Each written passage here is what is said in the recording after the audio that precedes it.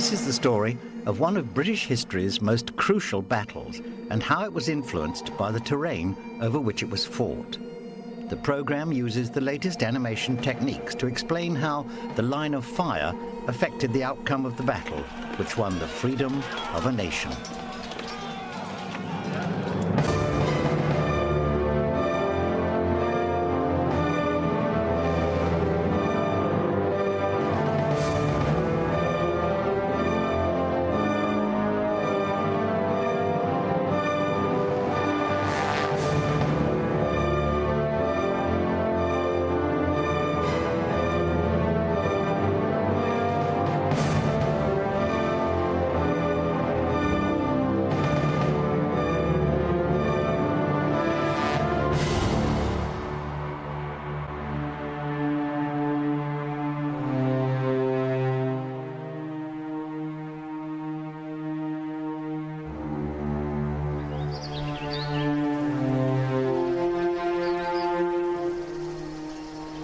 The Battle of Bannockburn is a rare example of a single decisive action which not only decided the outcome of a campaign, but of a whole war. With his crushing victory over King Edward II's English army, the Scottish king, Robert the Bruce, won not just the field of Bannockburn, but the freedom of his country.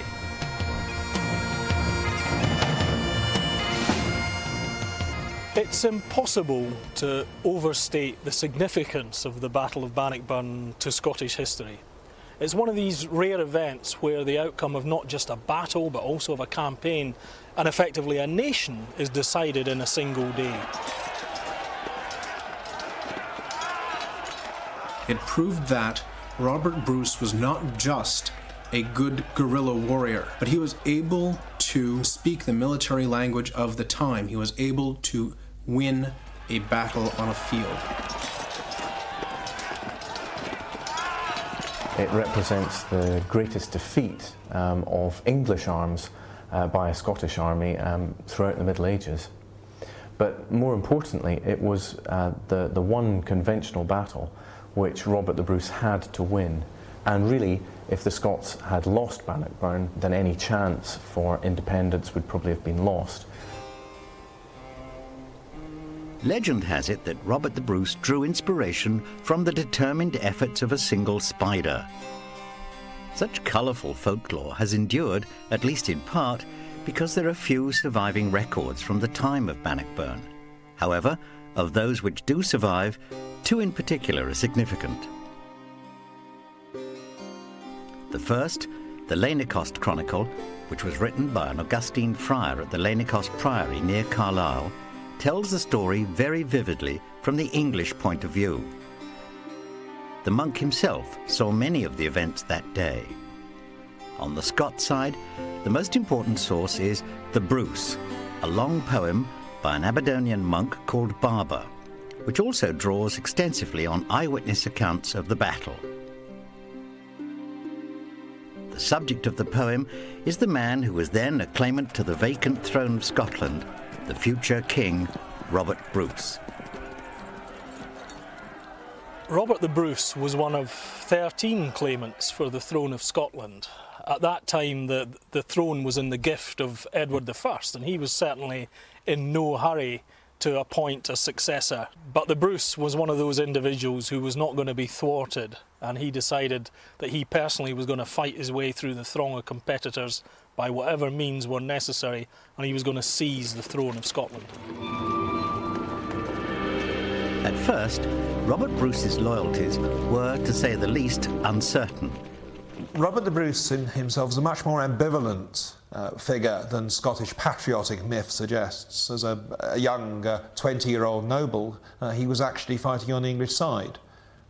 He joins the Scottish rebellion under William Wallace and fought for a while, but then deserted it. Indeed, his wife, Elizabeth de Burgh, was his prize for deserting the Scottish cause. Robert the Bruce, therefore, was not, like William Wallace, committed to Scotland's independence from the very start.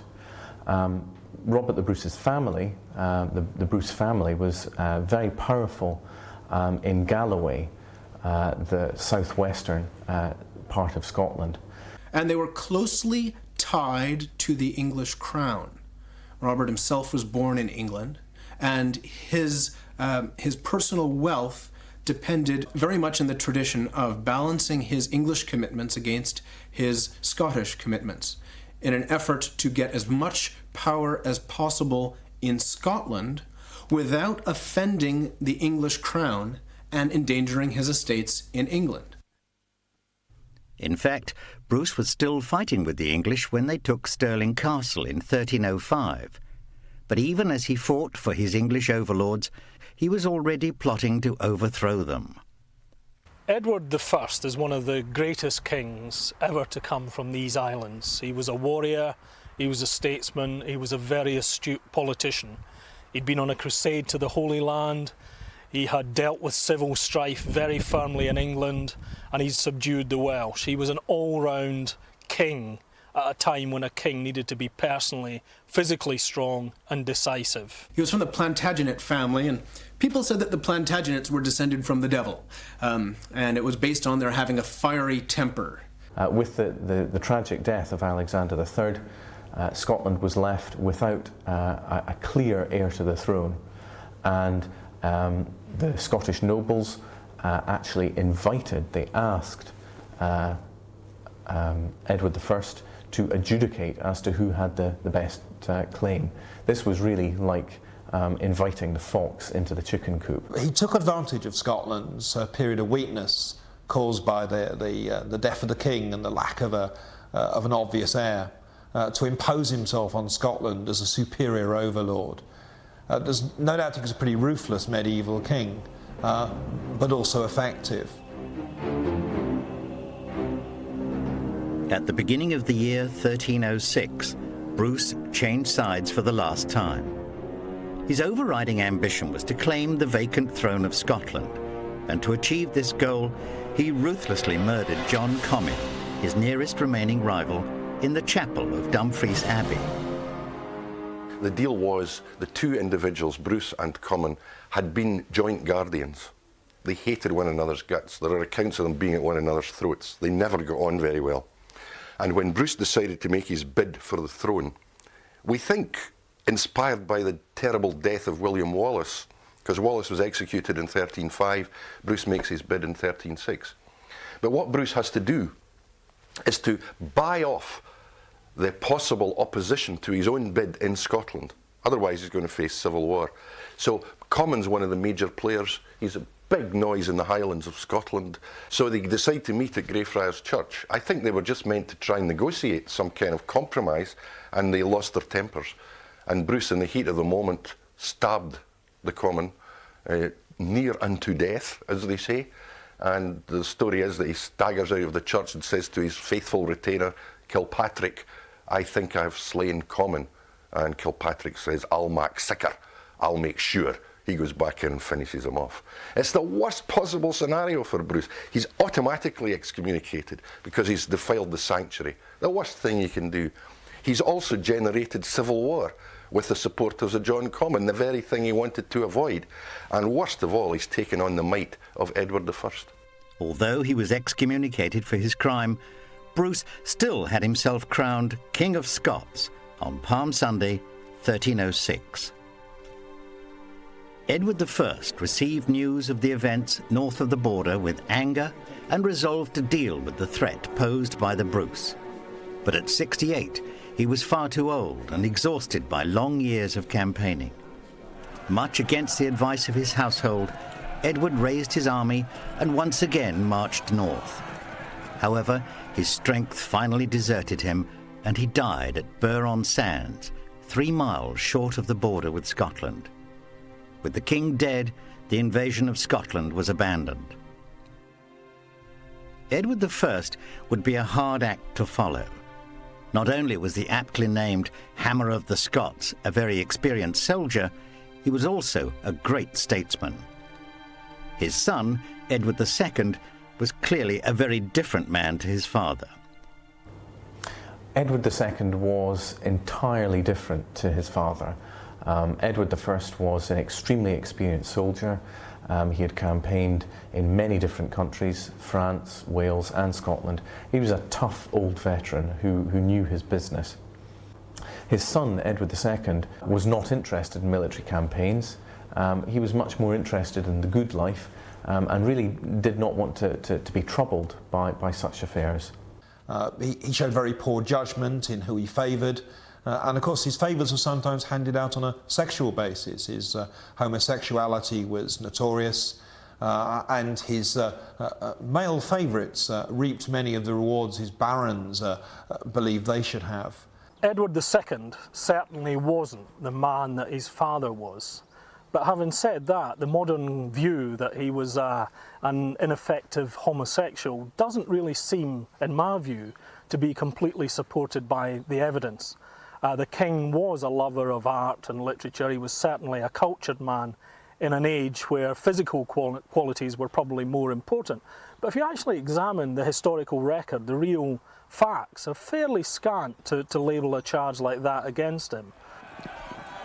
Robert the Bruce lost no time in capitalising on the weaknesses of the new English king, and slowly but surely he tightened his grip on Scotland. By the summer of 1314, he was undeniably King of Scots. The famous legend of the spider may well have played its part. The legend of the spider is very famous in Scotland. Essentially, after the Battle of Methven in 1305, Bruce and his band of followers had been beaten comprehensively and scattered. When he entered a cave, hiding from the English, he brushed against a spider's web and sat down entirely despondent.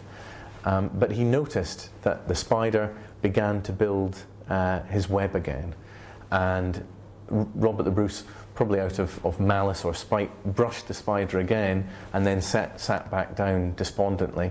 But the spider simply started to rebuild its web once again.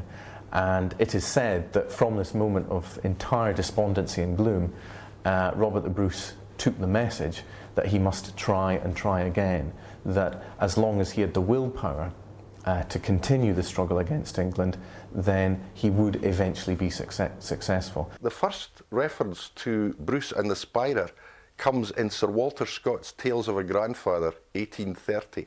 There's not a trace of it before that. There is a legend from the 17th century which associated a spider with the Black Douglas, Robert Bruce's famous sidekick, but no association between Bruce and the spider. What we have here is a great example of instant legend, or the invention of tradition.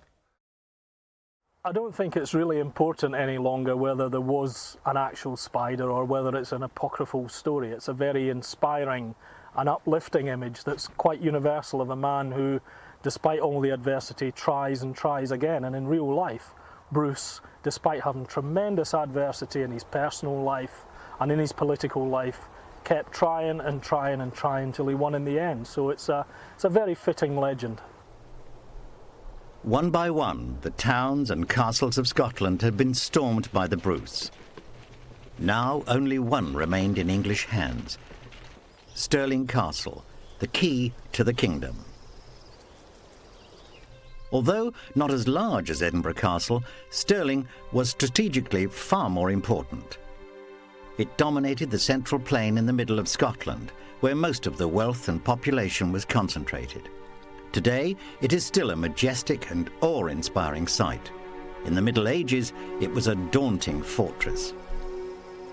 For the Scots, the capture of Stirling Castle was of vital, symbolic and strategic importance.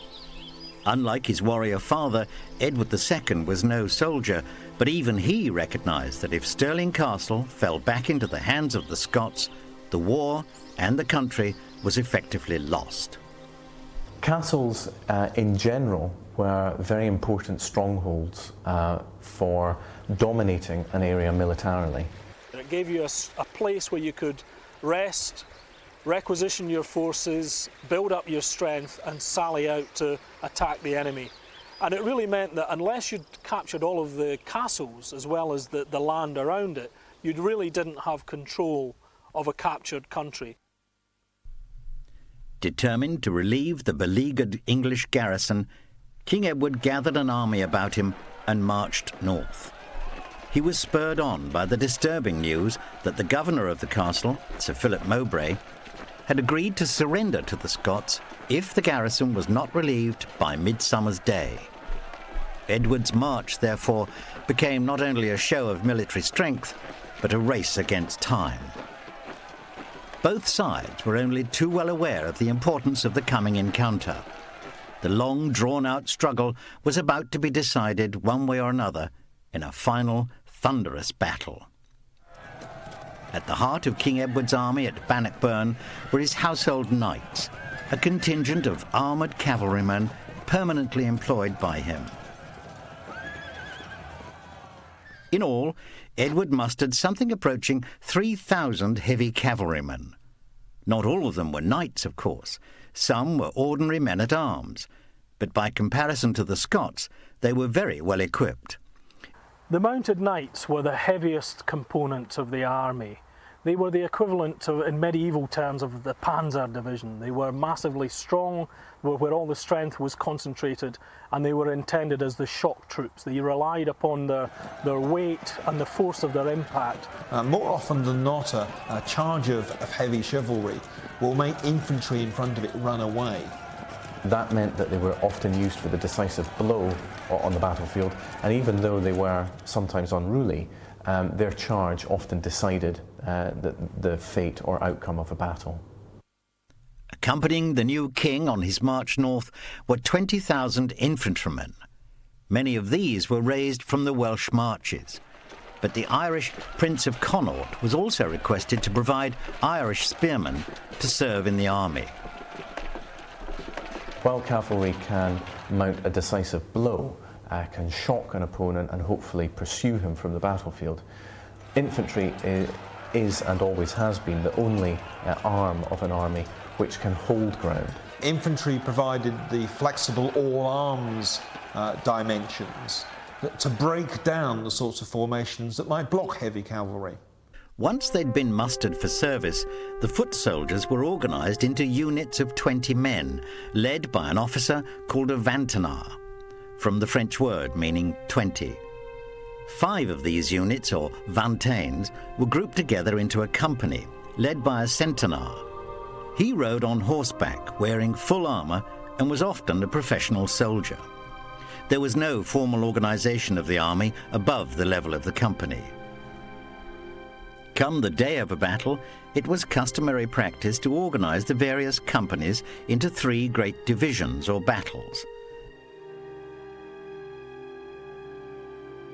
The vanward, the mainward, and the rearward. It was the job of the marshal, the medieval equivalent of a chief of staff, to allocate the different companies to each division, taking care to ensure that all 3 had an even proportion of archers and spearmen. The infantry were, of course, much less heavily armed and equipped than the cavalry. Over their basic clothing of shirt, hose and doublet, foot soldiers commonly wore padded quilted jackets of canvas or leather, perhaps a mail, together with simple iron helmets. If they belonged to a lord's retinue or were in the direct pay of the king, they wore livery coats displaying their master's badge. Often the Red Cross of St. George was added to the coats of the infantry. You can imagine when 2 armies finally became locked together in hand-to-hand combat, and this was in the days before uniforms had widely been accepted, it was very difficult to identify who was on your side and who wasn't. For that reason, a lord would issue liveried coats to his army. That helped to identify who was on your side and who was on the opposition side. The Scots army could not have been more different from the English. The most important element of the Scots army was not the mounted knights, but the infantry, who were mainly armed with spears known as long pikes. The Scots combined their companies into much larger bodies of pikemen called skiltrons, a Scots term which quite literally means moving thickets. Each of these moving hedgehogs of pikes was about 3,000 strong. The men were densely packed, shoulder to shoulder, forming a forest of spear points, which posed a formidable obstacle to charging cavalry. One man in a spear on a flat field against a man on a horse is going to die. But a group of men in a formation carrying spears is a much more formidable task. Indeed, horses will not actually go into such a formation, they will shy away from it. Now, of course, such weapons were not new. Alexander's Macedonians had used very long pikes, as long as 20 foot long, back in ancient times. By Robert the Bruce's day, the Scottish spear or pike tended to be about 12 foot long, which made it a bit handier for individual combat, but still long enough to be used collectively. The schiltrum, the idea of that was more of defensive, I think. It's been compared to a hedgehog with a kind of semicircle and spears sticking out, close ranks and archers between the spears. The idea was the spears would protect the defending troops against a cavalry charge. The archers would do their damage as well. But it clearly didn't work at Falkirk. So in terms of effectiveness, I'm afraid the schiltrum perhaps is not that impressive at this particular juncture anyway. They are not effective against archers. Archers can stand 16, 18, 20 feet from you even, further than you can hit with your pike, and they can shoot you with the bow. Despite this, the Scots nobles shared these dangers with their men. While the English leaders rode with the cavalry, the Scots knights dismounted and fought in the front ranks of the schiltrons, shoulder to shoulder with their men.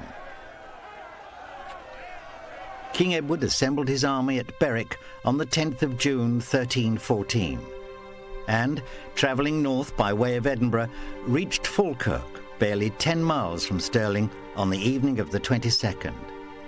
The King of Scots was waiting for him.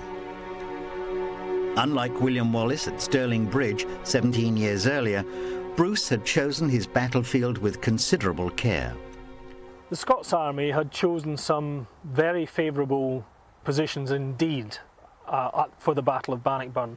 And it's quite rare in medieval warfare that they had actually had the time to choose their site and prepare for the battle. The English army needed to approach Stirling Castle itself to relieve the siege that had been going on, as per their agreement. And the closer you get to Stirling and the valley of the River Forth, the worse the countryside gets for an army like the English. Stirling was surrounded by a low floodplain known as a carse, a wet, marshy area quite unsuitable for cavalrymen. The old Roman road, however, followed a spine of slightly higher, dry ground. A couple of miles south of Stirling, the road crossed a narrow stream called the Bannockburn, and then ran over a low plateau with patches of woodland. This area had been reserved by the Scottish kings as a hunting ground and was called the New Park. It was obvious that King Edward's strategy would be to advance on Stirling along the Roman road. He had with him a huge baggage train which could not be dragged across open country.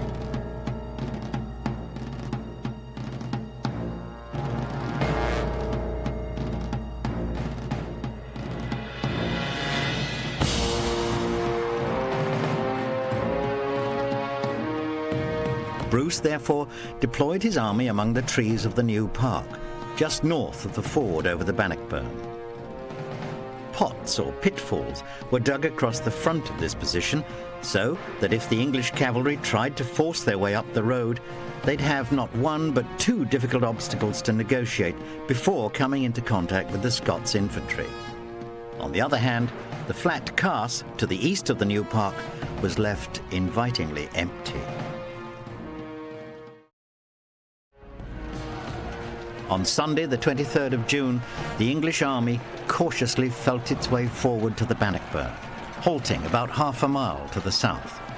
At this point, Sir Philip Mowbray, the governor of Stirling, is said to have slipped out of the castle to advise King Edward that large bodies of Scots infantry had been seen moving amongst the trees of the New Park.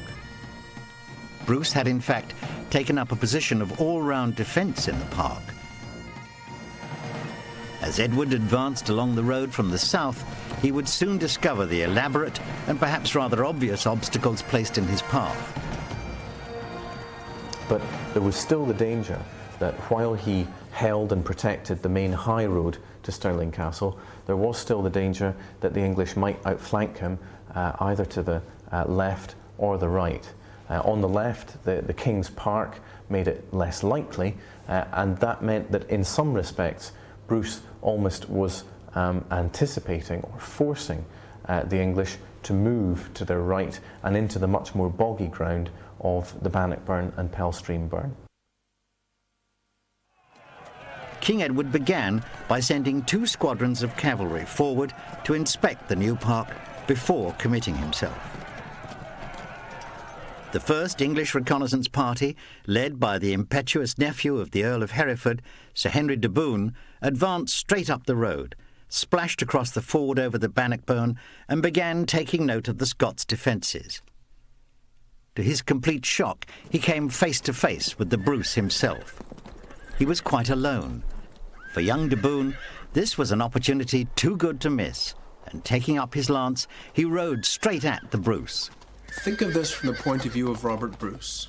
You've gone out for a bit of a reconnaissance. You're not on a big expensive war horse, you're on a small horse. You're not wearing your heavy armor, and coming towards you, you see Henry de Bohun.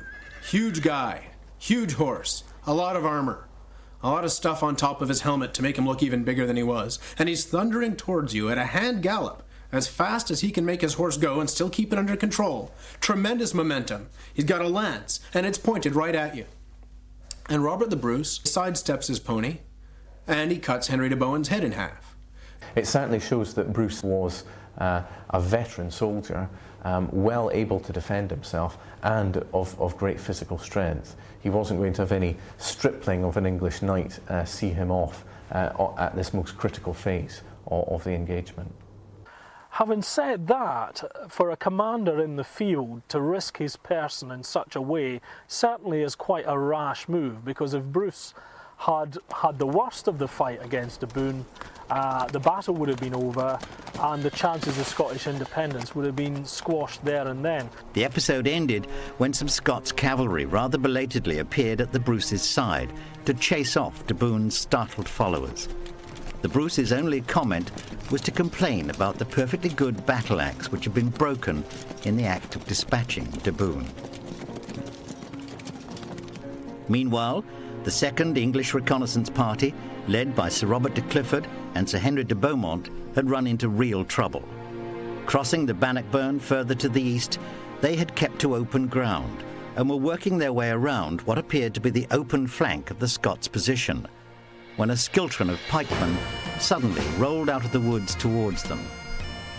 As his pikemen came clear of the trees, their leader, the Earl of Moray, halted for a moment in order to give them time to close up their ranks. It was then that a furious argument broke out between the leaders of the English cavalry. A Yorkshire knight, Sir Thomas Grey, was in favour of charging the Scots immediately, while they were still in some disorder. But de Beaumont wanted to wait, confident that the more Scots who were allowed to come out of the trees, the more would be slain. Neither of the Englishmen had any doubts at all that they could overcome what appeared to be a rabble of unarmoured pikemen. Stung by de Beaumont's sneering, Grey lost his composure and rushed straight at the Scots and was killed at once by the pikemen. Other English knights soon followed him. Try as they might, the English knights could not break into the serried mass of pikes pressing towards them. In their frustration, some even flung their lances at the Scots like javelins. As the Scots resumed their advance from the woods, the English cavalry broke and fled in disorder, some to Stirling, others back to King Edward's camp. Having made their point in no uncertain terms, Moray's pikemen calmly marched back into the shade of the trees.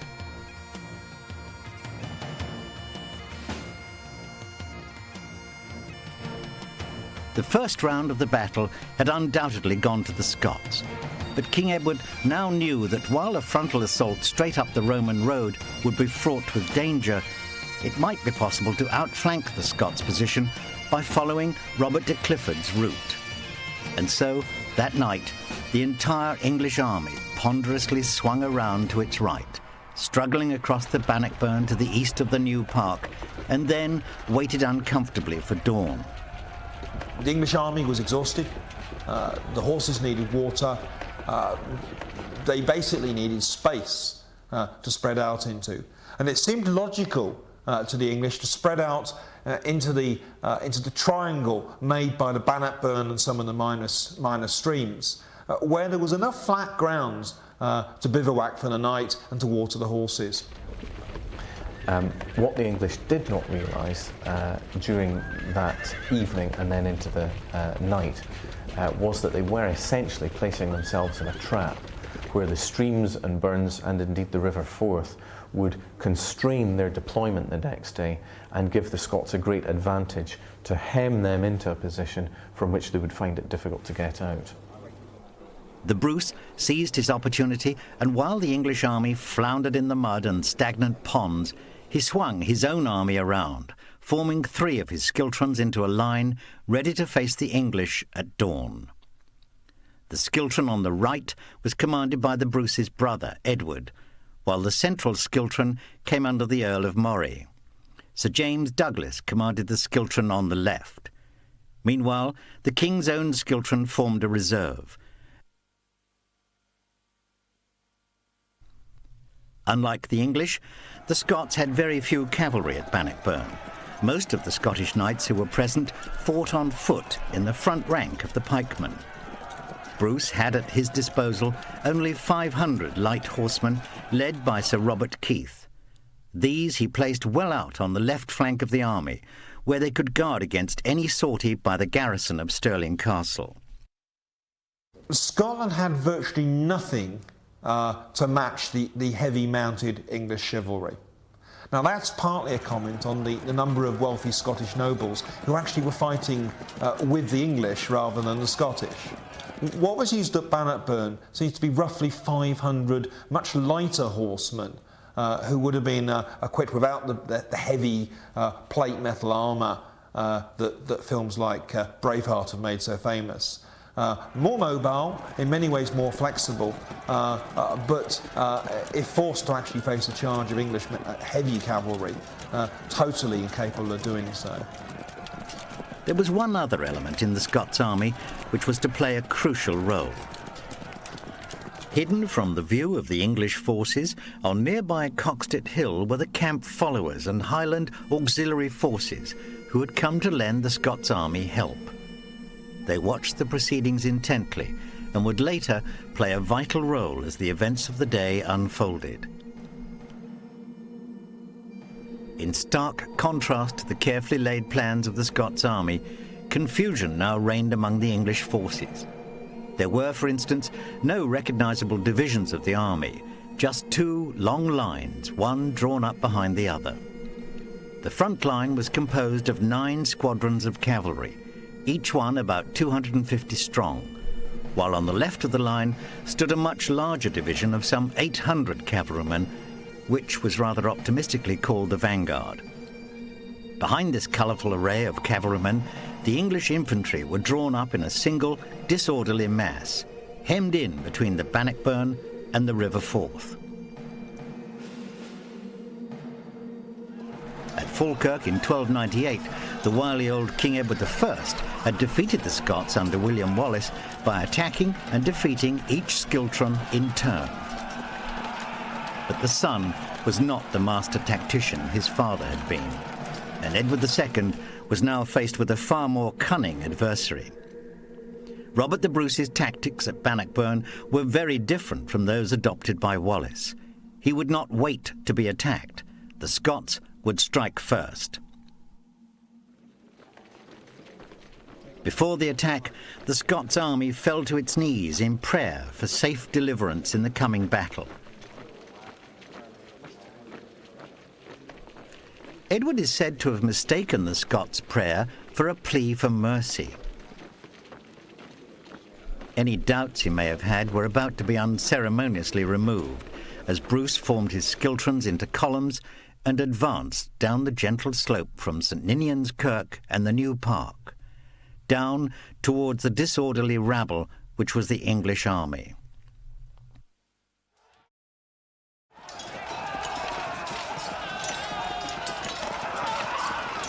He knew how important it was to keep the English force penned into this small area and not allow them to deploy and spread out. So by attacking with his schiltrons, he certainly put the cat among the pigeons. The decision that Bruce took to actually enact that offensive move quite clearly stunned the English. The idea that what they considered half-trained Scots peasants would actually take the battle to them was not in their minds. Now, you could only give English knights one order. You couldn't tell them to wheel right and wheel left. You couldn't give them anything complicated. The one thing they knew how to do was charge. And when the Scottish army comes down out of the woods, down the hill and out onto the flat of Stirling Carse, the English knights did the only thing they were trained to do. They charged. Time and time again, they hurled themselves at the Scots' pikes. None could break through. The Scots stood resolutely, concentrating on killing the horses, and as each mailed knight fell or kicked himself clear of his dying horse, he was quickly dispatched with swords or axes. By advancing against the knights with his spearmen, the Bruce had drawn the sting from the English army. That was their main tactic, and once that advantage to charge home had gone, really Edward was on the back foot from then on. Bannockburn was no elegant, chivalrous encounter.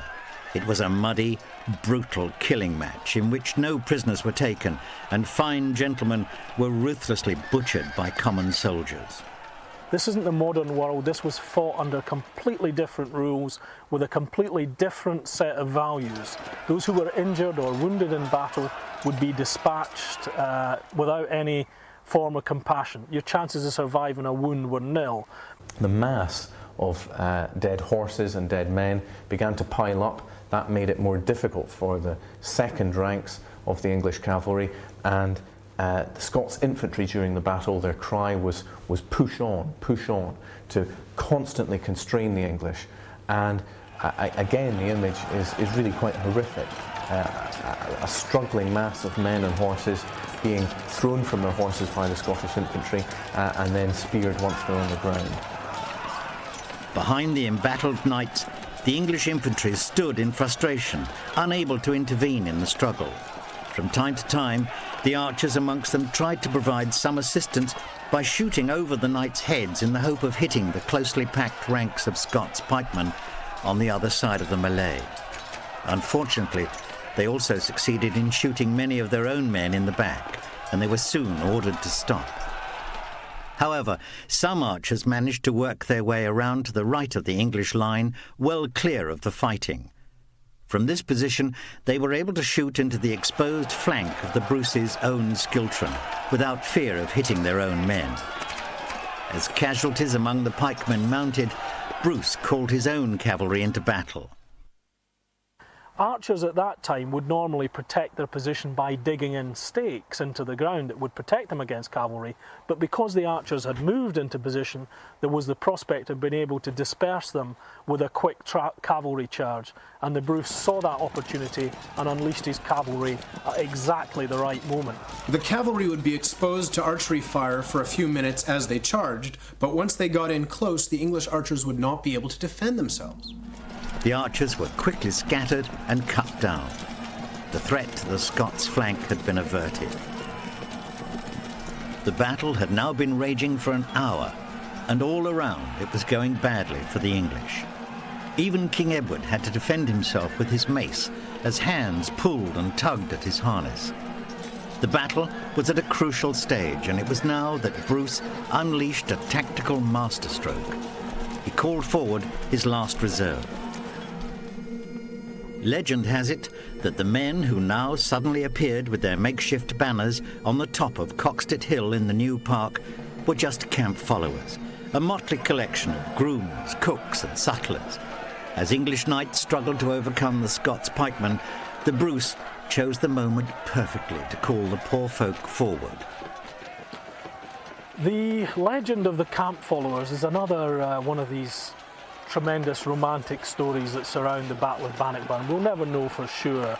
Were they the camp followers, or was this the Highland army which the Bruce had kept in reserve till the last moment? Some historians come down firmly on the side they were the Highland, what were known as the gillies, the men who were warriors in their own right, but not sufficiently disciplined to take their place in the schiltrons.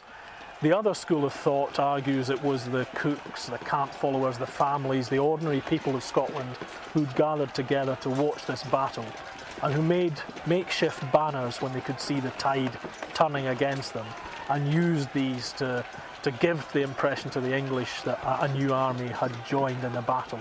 It's certainly a colourful and a powerful legend, and it's one really you can believe if you like, because we'll never have the evidence. We don't know, and we won't ever know, were they Highlanders, were they camp followers? Was it a mix of the two? You know, it's possible it could be any of those things. And to be quite frank, the English army had already had enough. And all it took was the arrival of this supposedly fresh force for the English to decide that now was the time to seek safety. Their dismay turned to horror as they realised that they were being driven backwards deeper into the bog.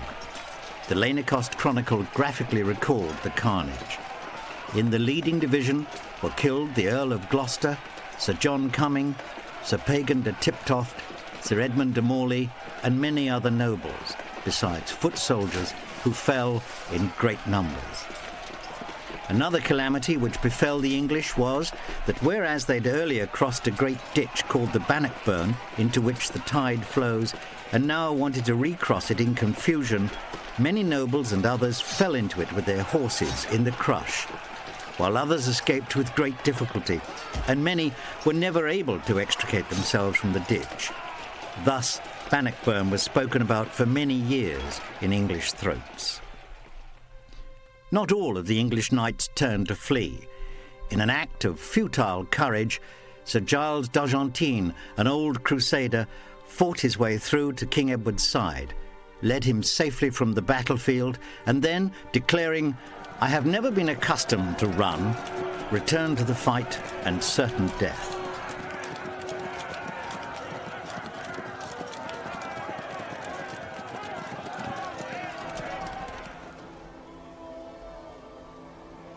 Robert the Bruce, King of Scots, had won his battle.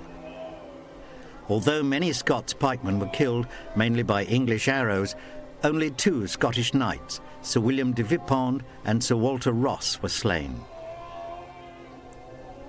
As for the defeated English, so many of them were killed in trying to flee across the Bannockburn that it was said to be possible to walk dry-shod over their corpses.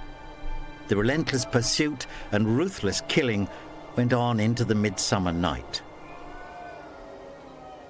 Of course, there was no Geneva Convention in those days, and the ordinary infantry certainly couldn't expect any mercy.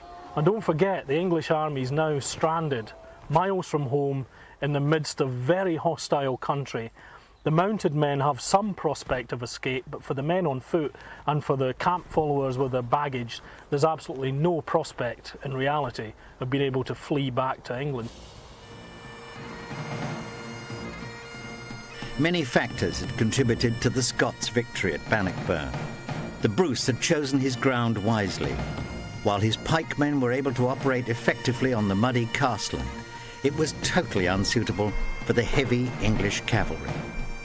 Although his army was greatly outnumbered by the English, it was much better trained. King Edward's knights were brave but undisciplined, and as a result, their superior numbers became a handicap, not an advantage.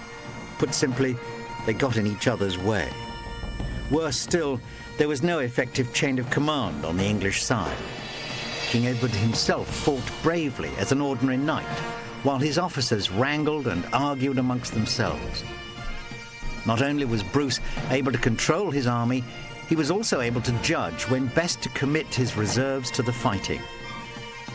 In short, King Robert and his army won the Battle of Bannockburn because they deserved to. Bannockburn was undoubtedly a colossal victory. There's no question about it. Probably the most spectacular victory in Scottish history. As such, it's never been forgotten by certain sections of the Scottish community. The Scottish National Party, for example, still holds annual rallies at Bannockburn. I suppose it's seen as a kind of a shrine of Scottish independence or whatever. But much more important in the longer term was Bruce's propaganda department. They wished, above all, to get Bruce's title recognised. So what the Scots did, the nobles, barons, freeholders and the community of the realm of Scotland, in 1320 they sent a letter to the Pope of the day, really asking the Pope to put pressure on the English king to recognise Bruce's title. In the famous Declaration of Arbroath, the Bruce's part in the struggle is fulsomely acknowledged, but the declaration clearly states that if he had failed his people, they would instantly strive to expel him as our enemy and the betrayer of his own rights and ours, and we would choose another king to rule over us who would be equal to the task of defence. That is the earliest statement of the contractual theory of monarchy in European history. They're saying the king is answerable to his subjects. The king is answerable to the laws in exactly the same way that the subjects are answerable to the laws. And what you have there is a massive breakthrough in constitutional terms. We all take these matters for granted now. The next section of the Declaration of Arbroath goes on to say, and this is quoted all over the place, but it's still got it's very moving. For so long as 100 of us remain alive, we shall never surrender. It is not for riches, nor for glory, nor for honours that we fight, but for freedom alone, which no honest man will lose, but with life itself. And if people later on say that Edward was the hammer of the Scots, I'm sorry, I can't accept it. I think the Scots responded to Edward, there's no question about that, but I think they hammered themselves into a nation. 450 years later, the great Scottish poet Robert Burns wrote his famous ballad Scots Wha Hae in honour of the victory at Bannockburn.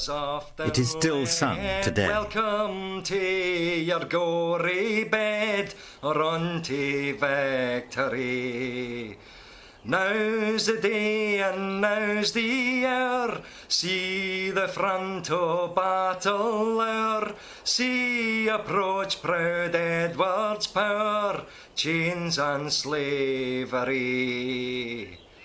Wha will be a traitor knave, wha can fill a coward's grave, wha's he base as be a slave, let him turn and flee. Wha for Scotland's king and law, freedom's sword will strongly draw. Free man stand or free man fall, let him follow me.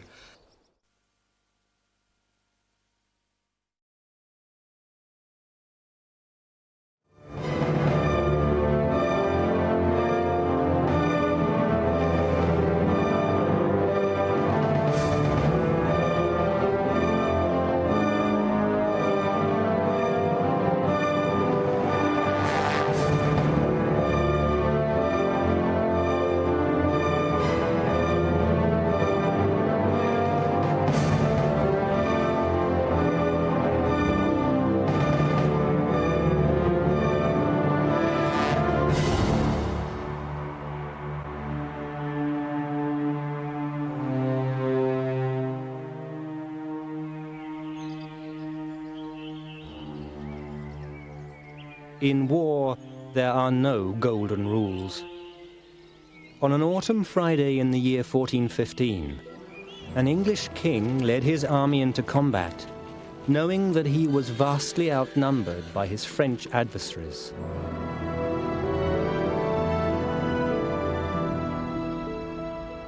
That morning, on a narrow stretch of ploughed field near the French village of Agincourt, the English men of King Henry V formed into position.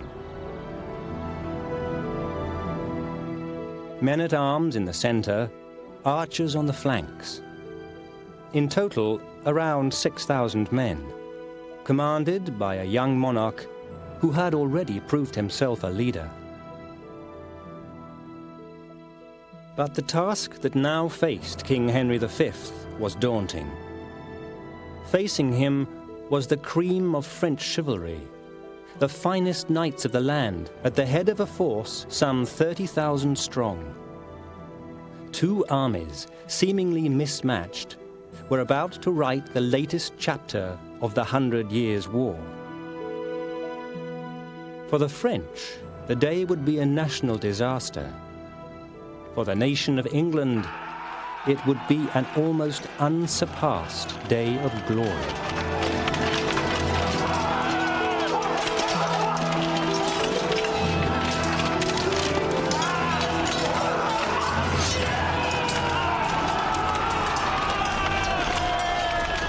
Henry V's victory at Agincourt in 1415 must rank as the greatest achievement of an English king in warfare.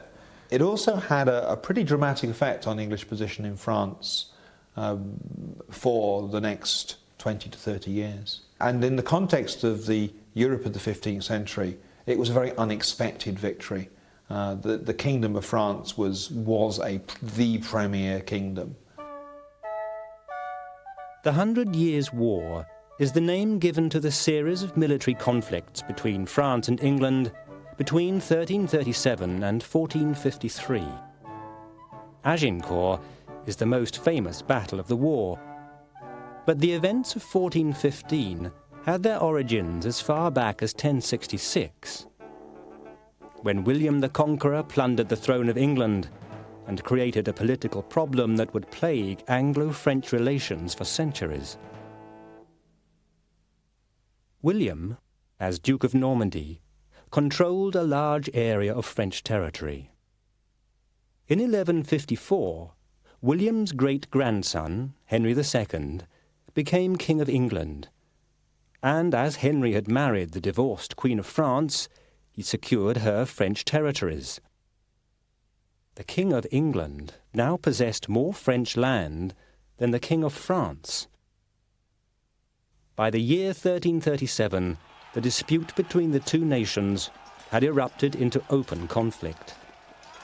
That year, the French King Philip VI seized the English territory of Guyenne. In 1338, England's King Edward III led an army into northern France, and the 100 Years' War had begun. The confrontation was further inflamed by Edward's claim that, through his mother, he was actually the rightful King of France. 70 years of war and occasional peace later, these rival claims over territory and succession had still not been resolved. But in 1413, a new English king came to the throne. It was this young king who would lead his nation at the Battle of Agincourt. King Henry V. Henry V was the complete soldier. He had been knighted in 1399, aged only 13, and he fought his first battle, aged 16, at Shrewsbury in 1403, when he was wounded in the face, and yet fought on in order to support his father's claim to the throne. In the succeeding decade, he learnt all the rules of siege warfare, defeating rebellion in Wales. He really was a most accomplished soldier, and he was both a strict disciplinarian and a charismatic commander. He also has the common touch. When he was Prince Hal, he really acquired some affinity with people, which he always retained, and this led him in good stead when he became a leader, because he then could associate with the soldiers and knew what they wanted. So in that sense, he was a pious man, a dedicated man, a good leader. As soon as Henry had ascended the throne, it was obvious that his ambitions lay across the English Channel in France. By a weird quirk of genealogy, not only could Henry V claim to be King of England and ruler of a lot of France, but he could actually claim to be the rightful King of France. And the kingship of France was in dispute and he had a claim through his great-great-grandmother, who was Isabella, the she-wolf of France, and through Isabella, Henry V claimed that he ought to be king of France. Henry demanded the French throne and marriage to the French king's daughter. He knew he was unlikely to realize these ambitions through the formal negotiations that began shortly after his accession.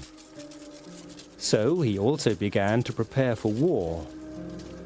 Noblemen and knights of the realm were contracted to join an army, bringing with them their retinues of fighting men. In total, around 2,500 men-at-arms.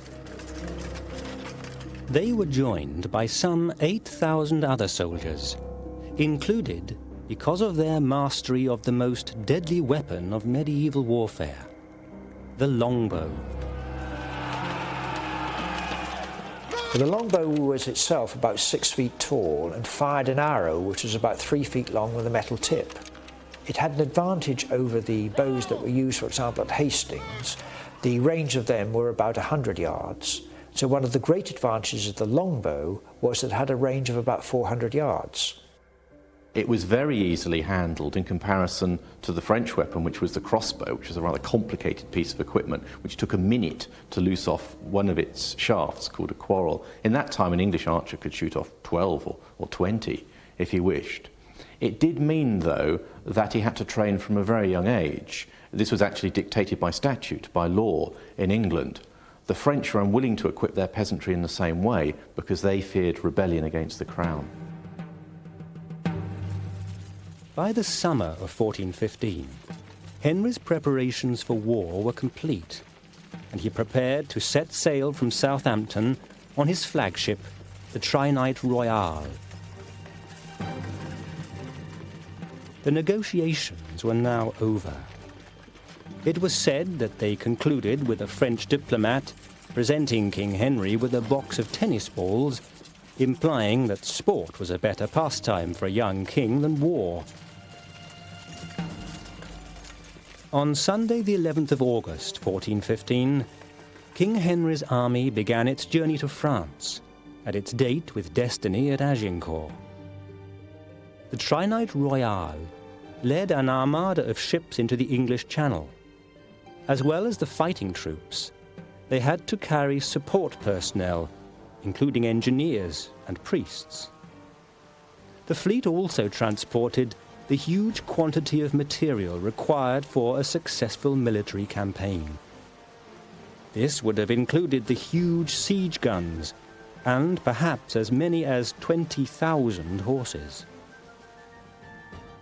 After 3 days at sea, this enormous force had successfully crossed the Channel, entering the estuary of the River Seine, south of the town of Harfleur.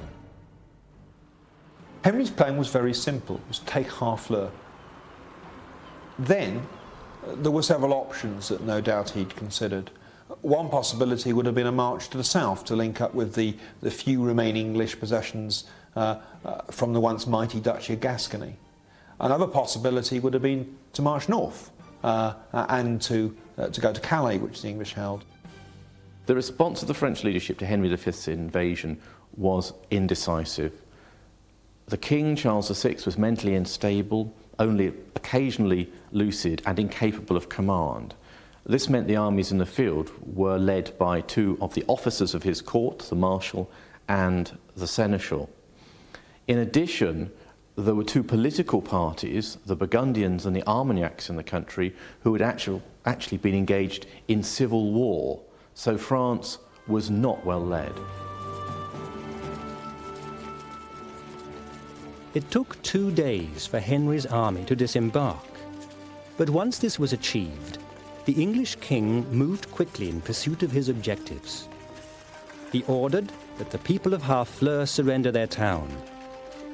But the townsfolk knew that their town was well defended, its strong walls reinforced with some 26 towers and a moat, and breached only by 3 gates which were themselves protected. The surrounding area also favoured the defenders. The land was marshy, and made even more difficult by deliberate defensive flooding. King Henry now had only one choice. He would have to take Harfleur by siege.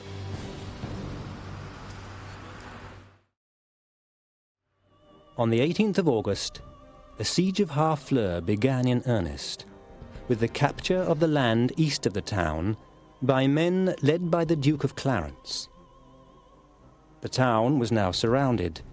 English troops to the east and west, flooded land north and south, across which small English boats travelled to maintain contact with each other. Now Henry had to decide which siege tactics to use. The moat prevented the use of one widely used weapon, the battering ram, so Henry decided to undermine the integrity of Harfleur's walls by deploying his miners to the east of the town. Their intention, to dig shafts beneath the town walls and then start fires, causing the wall to collapse. It was already a well-established technique, but the English miners were thwarted by French countermining and repeated sallies out of Harfleur by men of the town's garrison. The English commander was now aware that the capture of the town would take time, and it would require the deployment of the most massive weapons of his time, the siege artillery.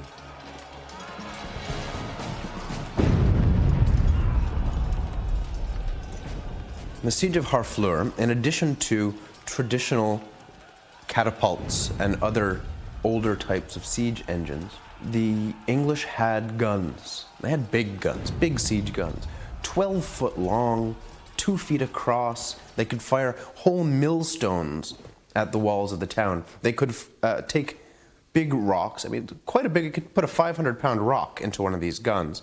They'd cover them with tow and pitch and light them on fire and shoot them into the town to set buildings on fire. Tremendously powerful weapons, but these are craft weapons. They're built one by craftsmen. So you can't have too many of them. Take a long time to make. They're very expensive. And gunpowder was very hard to come by. Making gunpowder was also a craft. So we had very few of these big guns and very little powder to fire from them. They're pretty primitive, large, immobile, short-range weapons. I mean, don't think in terms of a modern artillery piece throwing a shell 20 miles. A late medieval cannon will throw a large ball of stone, about 800 metres maybe. For weeks, the English artillery pounded the walls of Harfleur, their fire concentrated on the gate to the southwest of the town. If this well-protected opening could be destroyed, the town was there for the taking. Day after day, huge stones rained down. The impact was devastating, but Harfleur's defenders stood up bravely to the onslaught. Brave sallies out of the town continued to harass the besieging forces, and by mid-September, the town had still not fallen.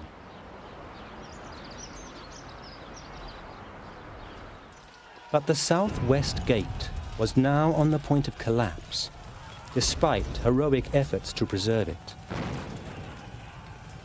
The besieged citizens accepted the inevitable and, following another huge artillery bombardment, they agreed to surrender. Under the laws of chivalry, this saved their town from a sacking by the English. On the 23rd of September, King Henry rode into Harfleur. He had achieved his first victory on foreign soil, but the price had been high. It had taken 5 hard weeks to capture the town.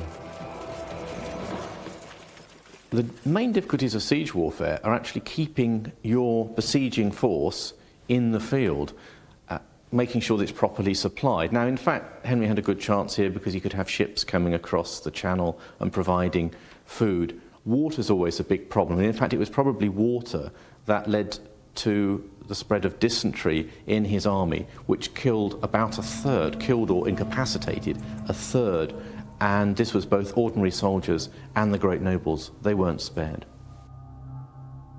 1 in 5 of Henry's army died, and they were yet to engage the full French army, which was right then organizing itself in response to the English venture.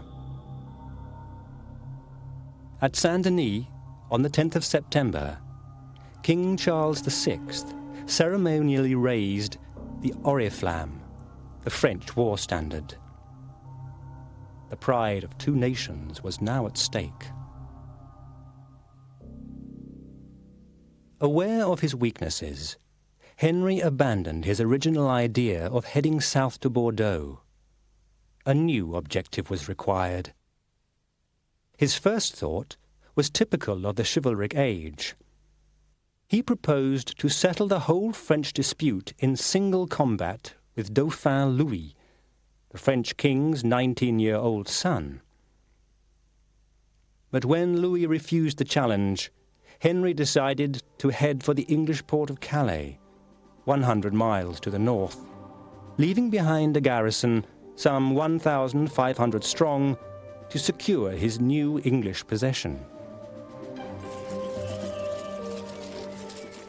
On the 8th of October, Henry V left Harfleur with his original army of 10,000 men, now reduced to 6,000. In pouring rain, they headed north along the coast. In the days that followed, the English advanced steadily towards the river Somme, with only occasional skirmishing to distract them. To facilitate the potentially difficult crossing of the Somme, Henry had ordered the English captain of Calais to send a force of men to secure the ford at Blanchetaque. But when the vanguard captured a prisoner while just 6 miles south of the crossing, a terrible truth dawned upon the English. For the captured man revealed that a force of some 6,000 Frenchmen were waiting for them across the river. There was only one credible option for the English army. They would have to turn inland and attempt to cross the Somme at some other point.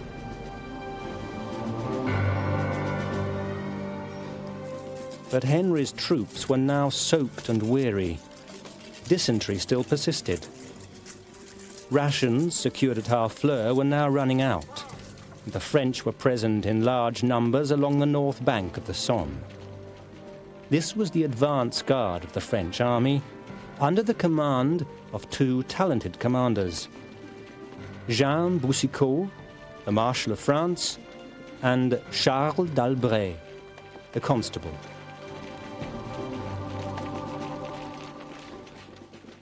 Another grueling march now loomed, and on the 13th of October, Henry's dispirited force began to move inland along the path of the Somme. Unsurprisingly, many of Henry's men began to suffer a loss of morale, but their commander was able to maintain firm discipline, as he had done since the start of the expedition. Henry was clearly an effective leader, partly because, and this is becoming less common in the 15th century, he was a leader who led from the front. He was a warrior as well as a general.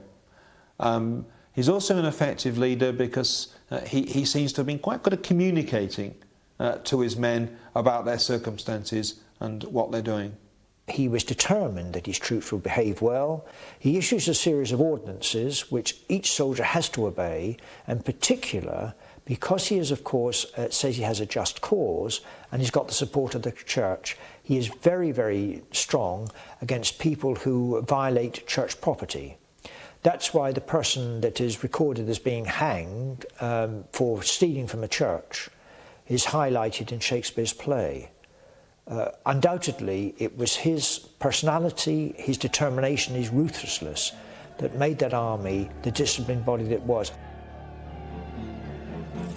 King Henry was again able to maintain order when he added to the burden on his prime fighting men.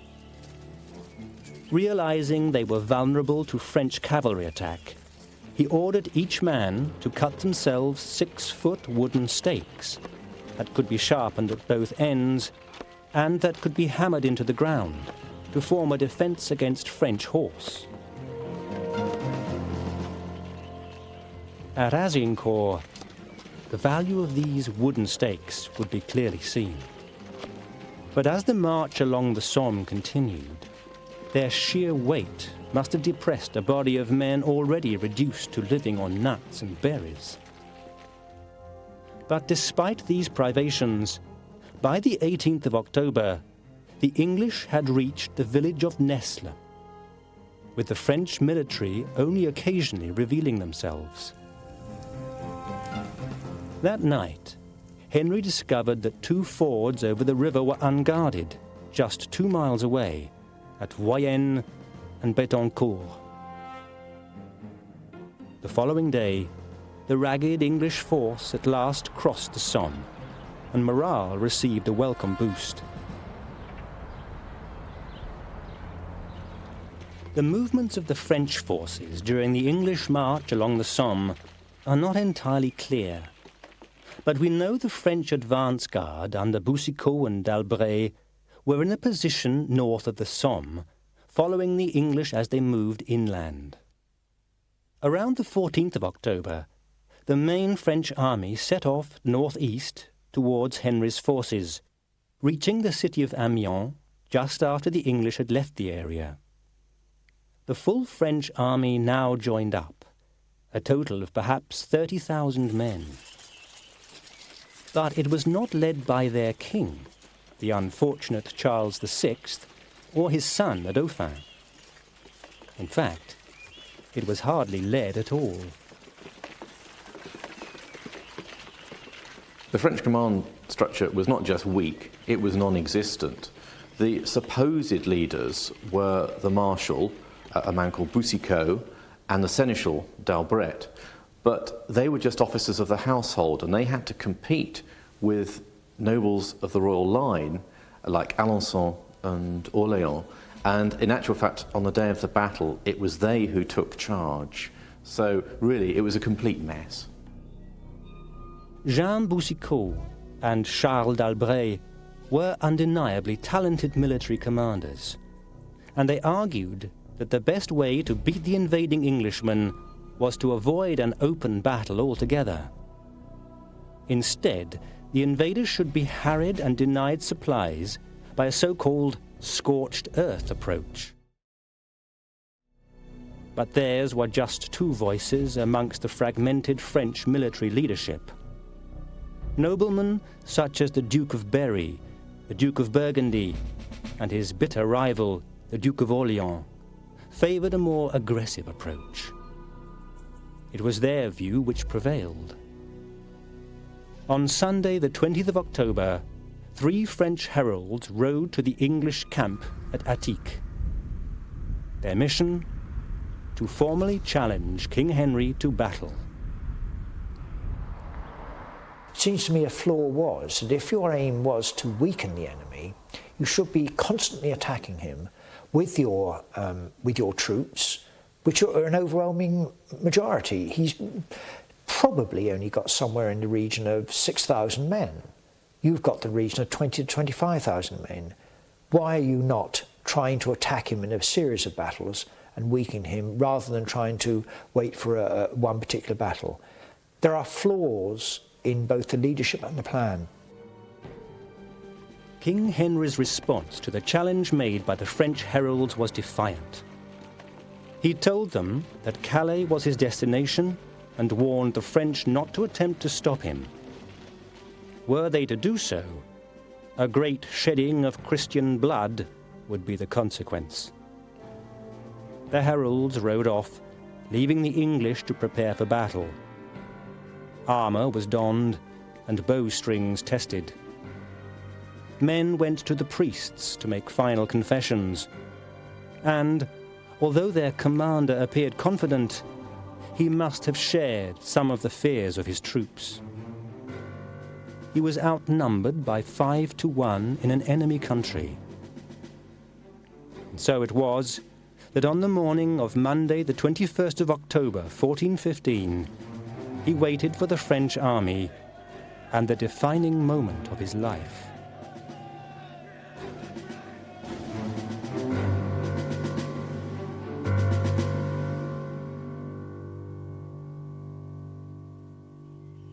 However, it slowly became clear that no attack was forthcoming. So, in the afternoon, King Henry and his men resumed their march towards Calais. On the 23rd, the English crossed the River Canche, past Frevent. The following day, the Ternoise was crossed near Blangy.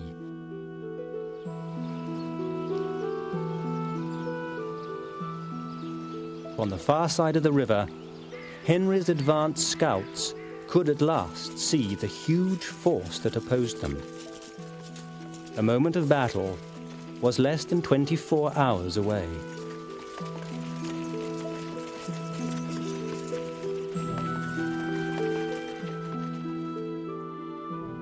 That night, King Henry made his camp near the tiny village of Maisoncelles, while the vastly bigger French army positioned itself near the village that would give its name to the battle to come, Agincourt.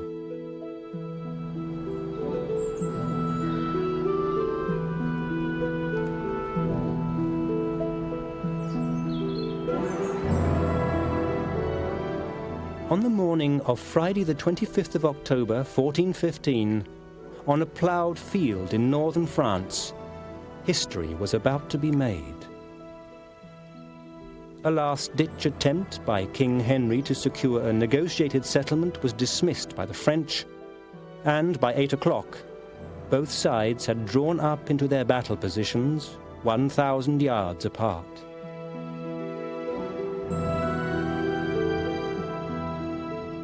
The French forces were organized into 3 divisions, with the vanguard comprising some 8,000 men-at-arms drawn from the highest ranks of French society. Armored men steeped in the traditions of the age of chivalry. Unknown to them, it was an age drawing to its end.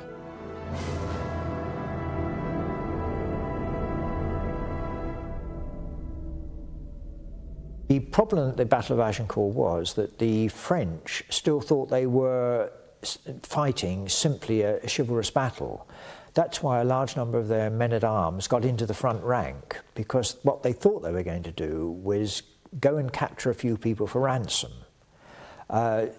Unfortunately, there weren't many men-at-arms on the other side, as it were. I think there were 2 separate ideas going on. It wasn't essentially a battle between knights. The upper-class French men-at-arms were nominally commanded by Constable d'Albret, though he had little influence upon their actions once fighting began. This elite vanguard was flanked by cavalry, and it was these 2 contingents who would lead the French attack. Behind them were the men of the 2nd French Division. Similar in size to the vanguard, this division is likely to have included the several thousand French crossbowmen and archers. Finally, a large reserve cavalry division was positioned in the rear, to be brought into action when the English had been put to rout. French confidence was understandable. The army that opposed them was but a fraction of the size of their own. In the English positions, behind a wall of protective stakes, King Henry took command of the centre, leading a contingent of men-at-arms, with the Duke of York to his right and Lord Camoys to the left.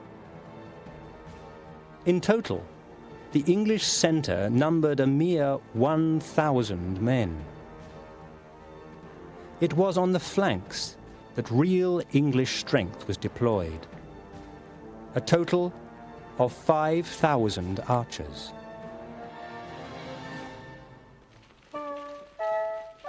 Before the battle, King Henry rode before his lines to inspire his men, and sought especially to inspire his bowmen. He reminded them that the French had made a grim promise to cut off 3 fingers from the right hand of any captured English archer in order that they could never fire a bow again.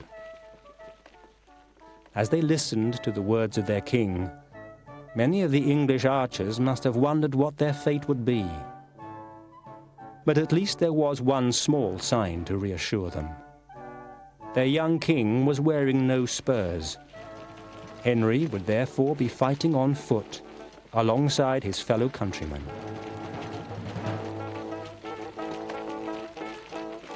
It's difficult to believe that Henry looked out on the morning of the Battle of Agincourt and was 100% optimistic.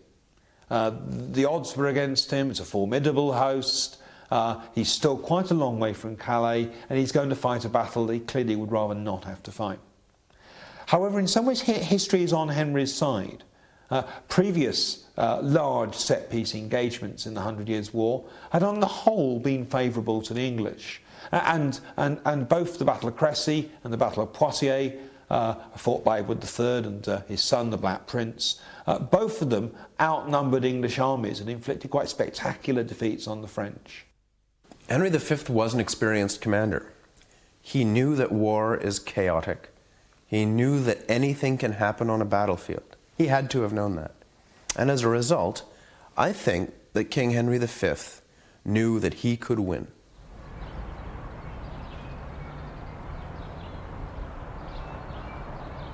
As the morning passed, the 2 armies maintained their positions. The French knew that sooner or later the English would be compelled to come forward. It was not a mistaken view. Henry now consulted his senior commanders, and the fateful decision was made. At 11 o'clock, Henry gave the order for the protective stakes to be removed from the ground.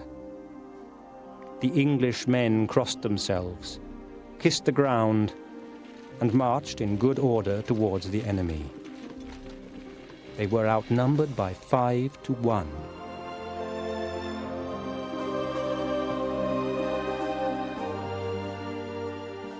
About 250 yards from the French line, the English advance halted. The wooden stakes were planted once more, and the archers were given the order to attack. In response, the French vanguard began its advance, while the flanking cavalry rode to engage the English bowmen. The Battle of Agincourt had begun.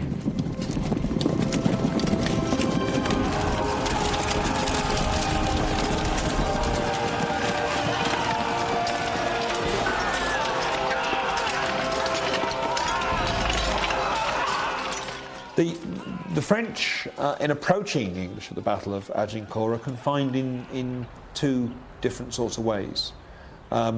There's the ground itself, which is very wet and freshly ploughed, so quite hard to move through in heavy plate armour.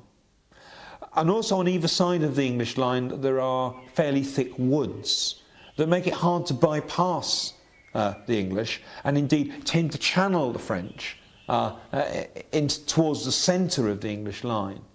Now that's the only sort of position that an army as badly outnumbered as the English could have actually defended. From the beginning, the battle was ferocious, with the French feeling the brunt of the fighting. Both of the initial French manoeuvres had failed. As thousands of English arrows descended from the skies, the advancing French centre found itself hampered by the muddy ground and by the fact that their line contained too many men for a relatively narrow battlefield. On the flanks, the French cavalry was also soon in trouble. It was almost impossible for the mounted soldier to move amongst the stakes, as the English bowmen continued their merciless rate of fire. There was actually a plan for defeating the English army by using a double envelopment of cavalry attacks which would drive off the archers and then leave the English men-at-arms to be beaten by a larger number of the French. Unfortunately, this didn't work on the day, and one reason was that the French cavalry did not expect the stakes that were used at the Battle of Agincourt, and therefore they were unable to ride the archers down. They ended up impaled on the stakes instead.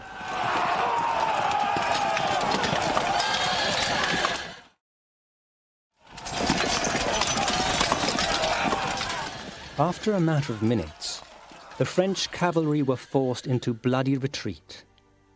But there was only one place they could retreat to: back into the advancing lines of their own vanguard, which was itself already reeling from the impact of the English arrows. As riderless horses caused mayhem in the ranks, the 2nd Division began to move forward into the crush. In the centre, the leading French men-at-arms eventually ploughed their way to the English line. The result was fierce hand-to-hand combat with axe, spear, pole and sword, with Henry himself at the heart of the action.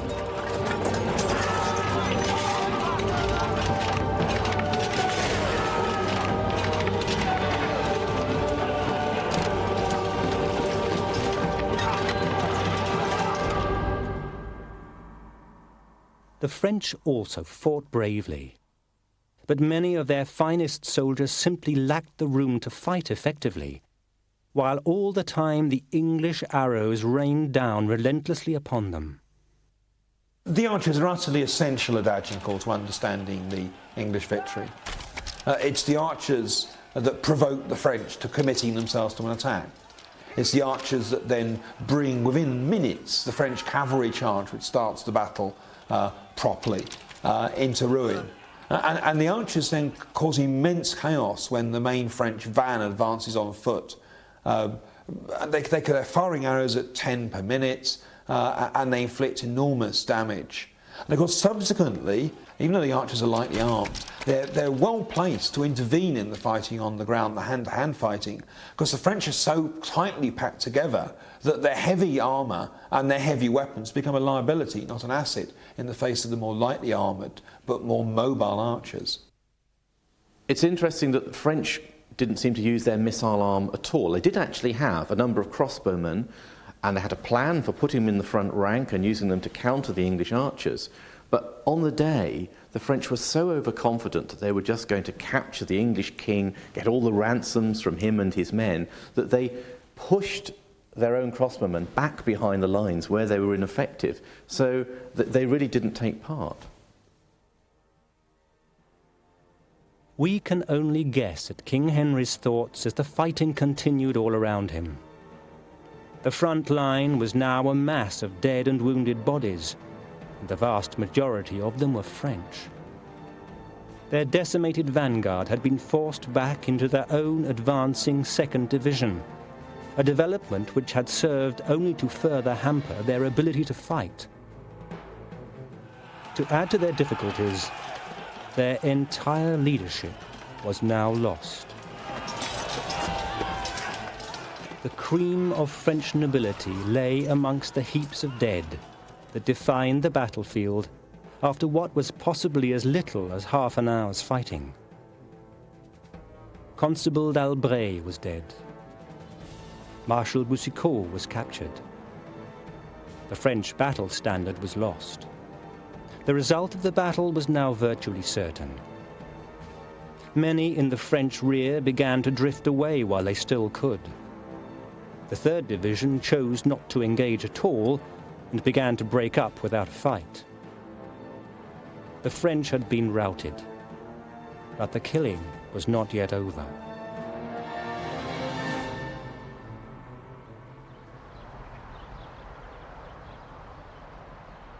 By early afternoon, King Henry was all but victorious, but he could not be completely certain that his enemy would not regroup to join battle once more.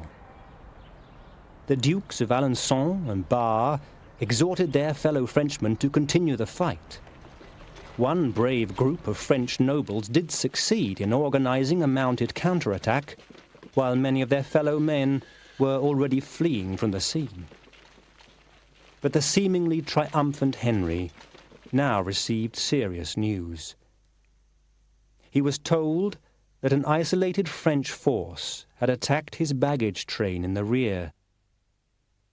Now, prior to the battle, he had got wind of what the French battle plan was. Their initial phase was that they would attack his archers with their cavalry, but they would also send cavalry around the back, round the outside, to attack his baggage train. And what he now thought was, this was the French putting a second phase of their battle plan into action. They were not beaten, they were not dispersed, they had a large number of troops ready to attack him, and here was that cavalry going round to cause confusion in his baggage train. As a result, he decided to eliminate the threat of French prisoners taking up arms against him, and he said that they would have to be killed. However, Henry's men-at-arms and knights refused to carry out the bloody task. They could not bring themselves to slaughter men of their own class. At the time, and in the circumstances of Agincourt, killing prisoners was a dubious thing for several reasons. Simply because at the time the chivalric code actually said you should spare a fellow Christian knight who surrendered. Secondly, and much more importantly, of course, if you'd taken a knight prisoner, that made you a potentially much wealthier person. And if you were a relatively humble man-at-arms and you had a French count as your prisoner, it's a bit like winning the national lottery nowadays is. So there was strong resistance to that sort of killing. In the end, Henry was compelled to call up his own bodyguard of Welsh archers to carry out the most controversial act of this bloodiest of battles. The reason that Henry chose the archers to carry out the task is that he could order them. They didn't have the same sense of honour as people who had been knighted, people of the elite military class. He instructed a squire to lead some 50 archers, apparently, to start the massacre. Now, whether it was more a matter of just frog marching with a few people being killed to encourage them to do it quickly off the battlefield, or whether there was a more comprehensive slaughter, it's not quite so easy to say. But most modern accounts of the battle would now suggest that the massacre has been a little bit exaggerated traditionally. Long before sunset, it became clear that no successful French counterattack was forthcoming, and the day belonged to King Henry V of England. He had won against all the odds, and it was his enemy which had been routed. Around 10,000 Frenchmen had lost their lives. Less than 300 Englishmen had shared their fate. It may have been as few as 100, with the Duke of York as the only prominent casualty from the nobility. 4 days later, news of Henry's unlikely triumph reached London. Within hours, church bells were ringing across England, celebrating one of the most remarkable military victories of all time. England hadn't done very well in the 100 Years' War, so there was a fair amount of, if I call it, national frustration. So at that level, the Battle of Agincourt not only reinforced Henry V's own position as king, but also made the English people feel good. Their morale rose, it gave them the sense of good being. The great victory at Agincourt marked the end of Henry's 1415 French campaign. His men were victorious, but they were also exhausted and unlikely to be able to force further gains. He therefore headed for Calais as he had originally intended, before returning to England in triumph. The victory at Agincourt was remarkable in the context of the 100 Years' War because it really was a decisive victory. As a result of it, and Henry's continued campaigning in Normandy, he was able to establish a colony in northern France, which lasted for the best part of 2 decades and actually survived really into the middle part of the century. So it did have a dramatic effect. In 1420, the Treaty of Troyes confirmed Henry V's marriage to the French king's daughter Catherine, and his new status as heir to the throne of France. But the French crown would never be his to wear. 2 years later, he became ill while in France, planning a new crusade to the Holy Land. On the 31st of August 1422, King Henry V of England died. He was just 34 years of age. Henry's early death in 1422 meant that the whole fruits of the battle in the long term had been lost. Agincourt, in an odd way, it's the beginning of the end. It's not obvious after the battle itself, but it's the Indian summer of English influence in France. It was a victory of the few against the many. It was a defeated army pulling success out of the ashes. But there was no long-term English domination of big parts of France as a result. It was, in many ways, a bit of an isolated incident in the grand political scheme of things. And it was just a good day for the English soldiers.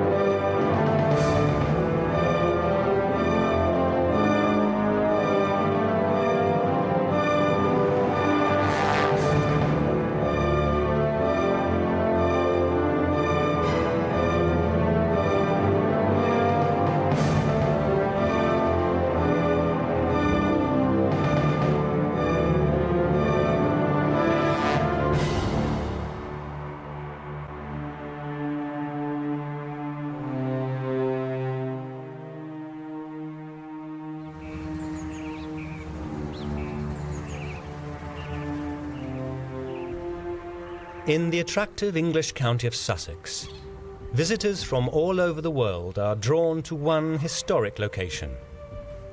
Almost 1,000 years ago, this was the setting for one of the most significant military encounters of all time.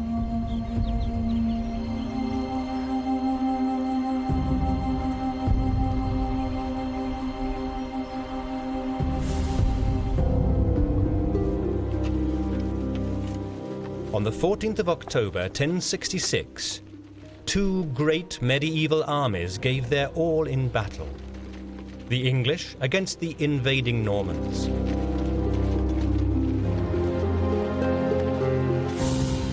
On a low ridge beside the road to London, an English army took up its positions on the instructions of their king. 7,000 infantrymen formed into a solid wall of shields. Against them stood the Normans of Duke William, a force similar in size, but including mounted cavalry amongst its number. At stake was a prize that both leaders believed was rightfully theirs, the throne of England itself. About 9 o'clock in the morning, battle commences. 7,000 men on each side. Enormous, terrifying noise that was taking place on this site, on that. Saxons shouting out, out, out. Normans wanting to come claim the throne of England.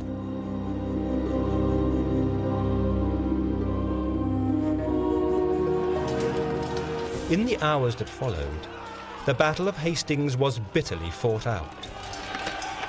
It may still be the most important day in the whole of English history. The Battle of Hastings was a fundamental shift in English history. England in the 9th and early 10th century was part of the Scandinavian world. Hastings put it into the continental and particularly the French world. The tumultuous events of October 1066 ultimately stemmed from a simple political question. Who had the right to be the King of England? The answer would be decided on this truly historic battlefield. It was a complex issue involving three great medieval powers: England, Normandy, and the Vikings of Scandinavia. When we enter the world of Dark Age politics, we enter a very murky world indeed. And what we have here is a complex situation which is triggered by the fact that the incumbent King of England, known as Edward the Confessor, has no son and heir. He has no daughters either, so there's nobody to take the throne on his death, and obviously his death is approaching. There were three main claimants to the throne. The boy Edgar Atheling had a strong claim as the great-grandson of King Ethelred, but his youth counted against him. The blood claim of Harold Godwin was far more tenuous, but he had the crucial support of many leading English noblemen. He was desperate to rule his country, but across the Channel in Normandy, the ruling Duke William was convinced of his right to the English throne. Edward had informally promised the throne and the succession to a distant blood relative of his, distant but still nonetheless a genuine relative, who was William, Duke of Normandy. What actually happened in practice is that as soon as Edward dies, the throne is usurped by Harold Godwinson, who has a claim to the throne of England through the fact that his sister was married to Edward the Confessor. Now he usurps the throne of England and takes it for himself, which clearly is like a red flag to a bull to someone as decisive and full of action as William, Duke of Normandy. The Bayeux Tapestry shows a furious King William receiving news of the coronation. It also shows his reaction. He calls a council of war and orders a huge fleet to be assembled to carry an army to England. His preparation in France was enormously effective. He'd got the political and religious support of Emperor Henry IV and the Pope. He had gathered together a very effective force which comprised not only Normans, but a large number of mercenaries and knights without land, who he promised land to. He'd built a navy, and so he'd prepared extremely well. We can clearly see this fleet on the tapestry, along with the weapons and other supplies to be used by his men. William was intending a full-scale invasion of England.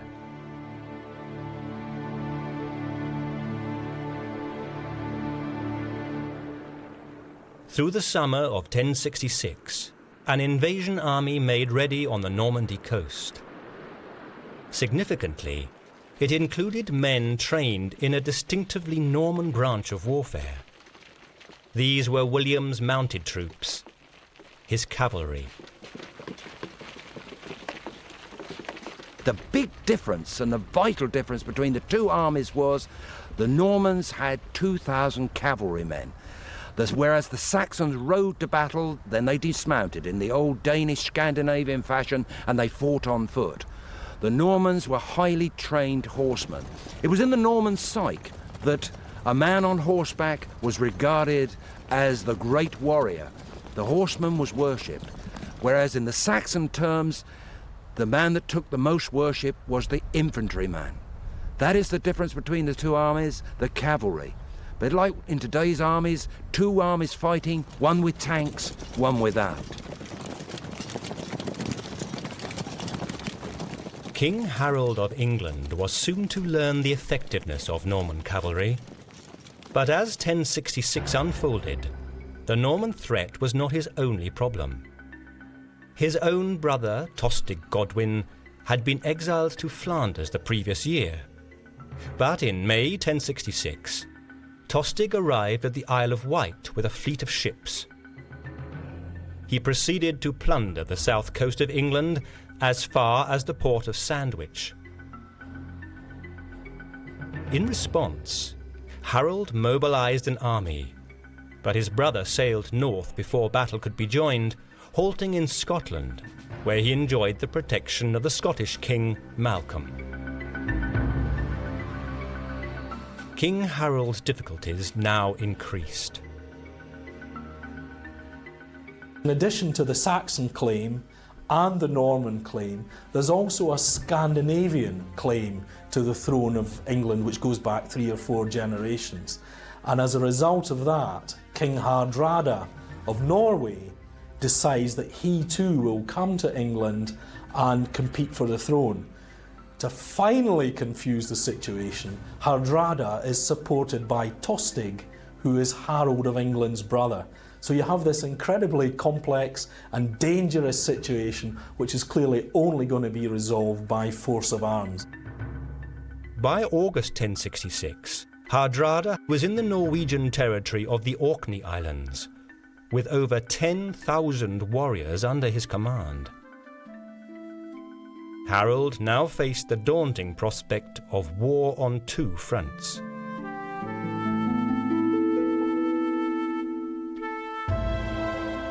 Perhaps Harold now considered the meaning of the comet that had appeared in the sky earlier in the year as depicted on a memorable panel of the Bayeux tapestry. We now know that this was the famous Halley's Comet. But in those superstitious days, many believed comets to be a sign of impending doom.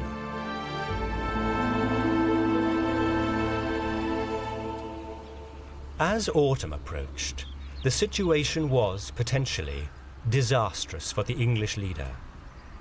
His cause was not helped when he was forced to disband his own army. As the Anglo-Saxon Chronicle describes, his soldiers had fulfilled their allotted period of duty. Under the terms of obligation of the time, King Harold was forced to pay them off and allow them to go home. These were the soldiers that made up the bulk of English armies of the age. They were common subjects, men whose obligations to their king included the requirement to carry out military service. In medieval England, they were known as the men of the fyrd. The fyrd was what today we would call a militia. And a fyrdman was somebody whose full-time job was in the civilian economy. In Anglo-Saxon England, he was probably a farmer. And the fyrdman spent his days raising crops and supporting the civilian economy. In time of war, he could be briefly spared. Normally, they were called up for 2 months at a time, but in times of extreme emergency, that period could be extended. And during 1066, believe me, they were very, very busy people. But if you took the fyrdmen away from their farms for too long, the crops go bad and everybody starves to death. It does you no good to keep the fyrdmen away from their farms. Otherwise, there's no point in defending your country because you'll all starve to death anyway. Harold's army was stood down on Friday, September the 8th, 1066. Shortly afterwards, the combined forces of Harold Hardrada and Tostig Godwin sailed into English waters in Northumbria, carrying out bloody coastal raids as they swept south towards the Humber estuary. Their objective was clear: to capture the great fortified city of York. In response, the loyal English earls Edwin and Morcar now raised an army of resistance, and on the 20th of September 1066, the invaders and the defenders met just 2 miles outside York. This was the Battle of Fulford Gate, a bloody infantry engagement from which the Norwegians emerged triumphant. Harold's reign was now in serious trouble. Without a standing army, he already knew that William's arrival from Normandy was imminent. Now he learnt with horror of invasion from the north. But his reaction was courageous. He decided to march north to engage Hardrada in battle, even though he would have to muster his army as he went. In just 4 days, he travelled the 200 miles from London to Tadcaster in Yorkshire, arriving on Sunday the 24th of September. In the course of the journey, he gathered together a force of some 7,000 men. Harold's march north to deal with the threat of Harold Hardrada was a very bold move. It took considerable organisation and to arrive up in the north and discover that his local forces had already been defeated and still go into battle suggests a general who has the confidence of his troops. On Monday the 25th of September 1066, King Harold Hardrada and his ally Tostig must have felt pleased with themselves. That morning, at their base at Rickle near Stamford Bridge, the victorious commanders prepared to dictate peace terms to the defeated northern Englishmen. But now an astonishing sight began to emerge. A dust cloud coming from the direction of York. The awful truth quickly dawned upon the Norsemen. It was King Harold of England's army, and it had caught them completely by surprise. Desperately, the invaders attempted to form themselves into a defensive shield wall, but the ferocity of the English soldiers proved decisive.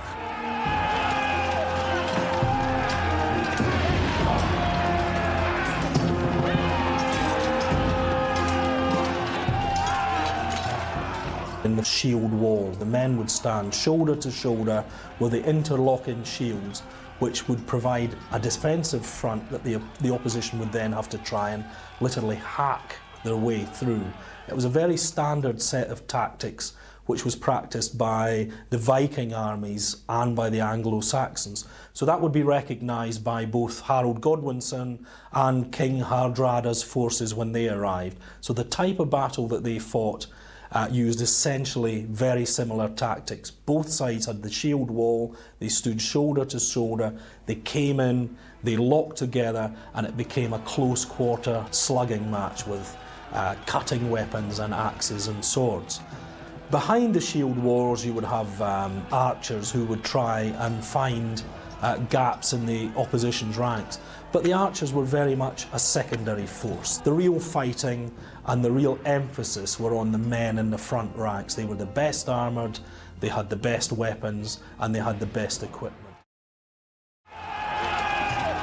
Little is known of the action at Stamford Bridge, but Harold's best troops would have made an undoubtedly terrifying sight in combat.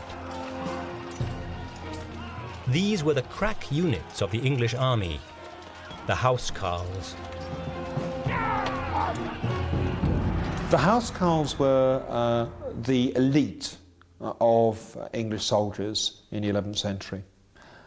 They were personally bound to the king or to the great nobles. They were pretty expert fighting men. Typical housecarl armour consisted of a conical helmet and a chainmail shirt, known as a hauberk, both of which were derived from Norman design. The influence of the Normans could also be seen in the lances and swords carried by many of the housecarls, and also in the kite-shaped shields carried by many. The traditional Saxon round shield would also have been in evidence, but it may be that shields of any type had little role to play at Stamford Bridge.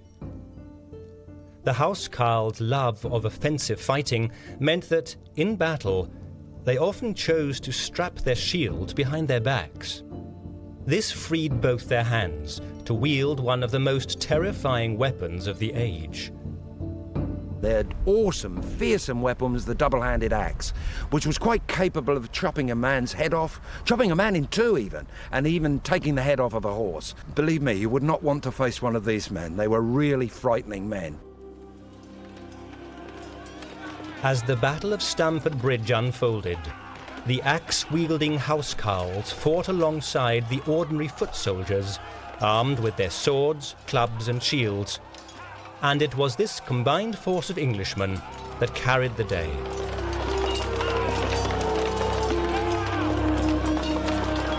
At some point, the Norwegian king Harald Hardrada was killed. Not long afterwards, the rebellious brother of the English king was also dead, and the invading army was en route. By early evening, King Harold of England had proved himself a leader in battle. Assessing Harold's military leadership is quite difficult. The march up to the north to deal with Harald Hardrada speaks of a fairly decisive soldier, and the victory he won against Harald Hardrada was a pretty impressive victory. He clearly was an opportunist. For example, he gets to York on the 24th of September and immediately attacks Harald Hardrada at Stamford Bridge on the 25th, seeing that Hardrada's forces were divided. They were not all together, and there is some evidence perhaps that some of them didn't even have their armour with them. So in that sense, I think tactically he's quite astute. When you get to Hastings, though, that's somewhere where I think his shortcomings are shown up. Just a few days after King Harold's greatest achievement, he received the news that he was dreading. William of Normandy was on English soil, and his army was with him.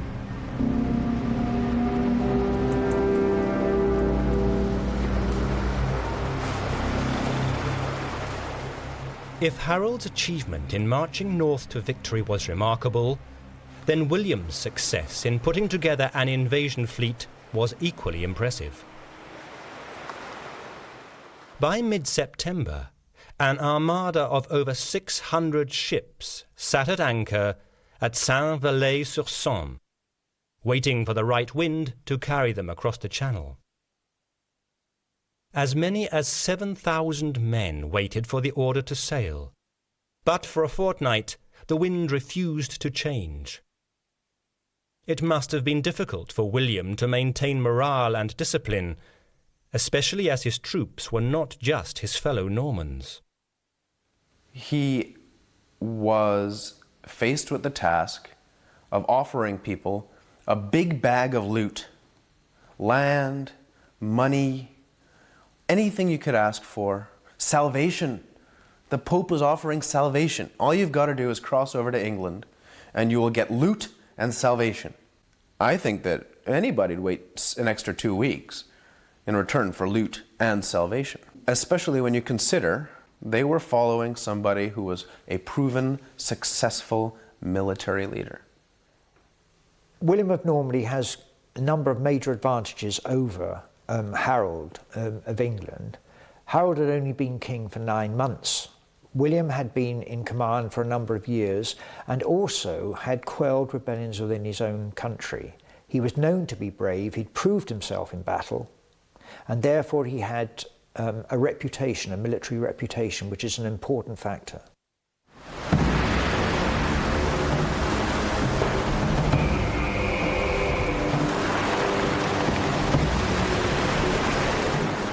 On Wednesday, the 27th of September, the wind changed at last, and William's flagship, the Mora, raised anchor and set off at the head of a truly impressive force.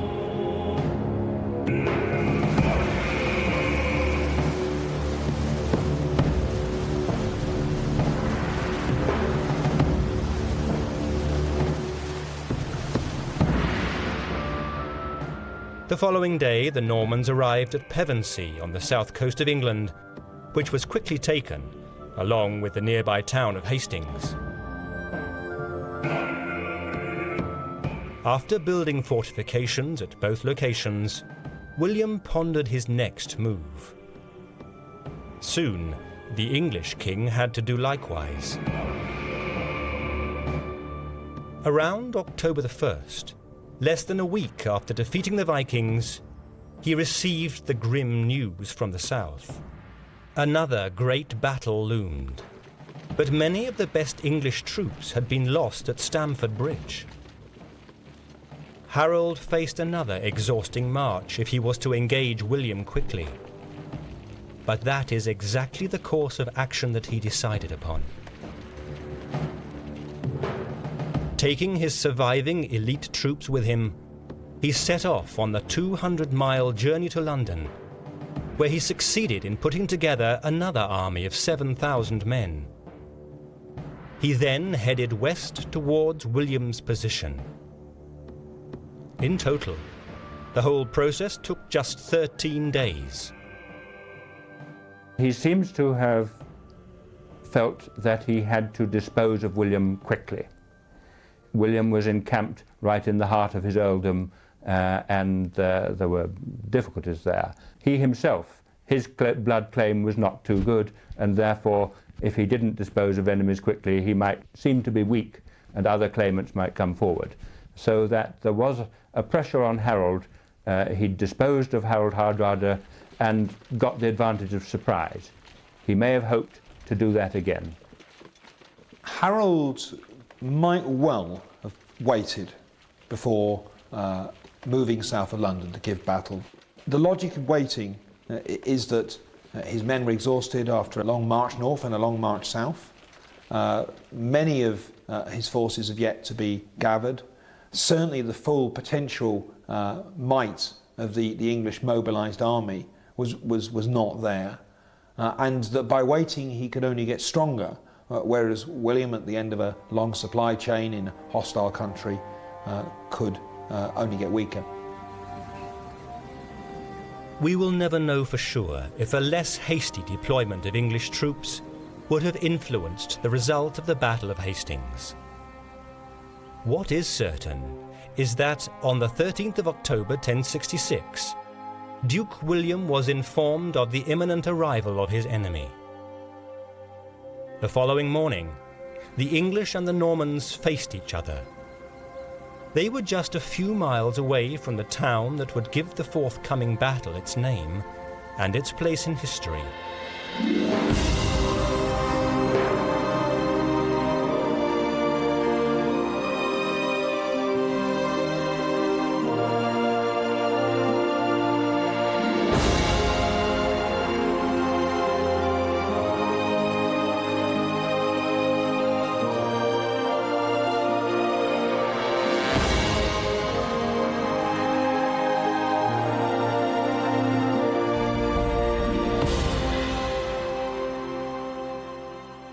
King Harold chose to position his men on a low ridge in open country near to the London Hastings road. It was a defensive arrangement, forcing William to take the initiative. In the middle of his line were his elite troops, the housecarls and thanes, many of them survivors of the Battle of Stamford Bridge. On the flanks, he positioned his regular troops, the men of the feared. These regular soldiers were far more lightly armoured than the housecarls. Typical battle dress consisted of a leather jerkin and trousers, with the legs also bound in leather. Principally, it was the axe that gave the man of the feared his greatest strength, but at Hastings it was the defensive power of his shield that King Harold first sought to employ. Well, this area we're standing on now is known as the Lower Terrace, and it was in this area that on that day in 1066, this is where the Saxon army was stood. They were placed in 10 to 12 rows deep across an area of about 3/4 of a mile, and they were looking out across the battlefield over here at one of the strongest fighting forces in the world.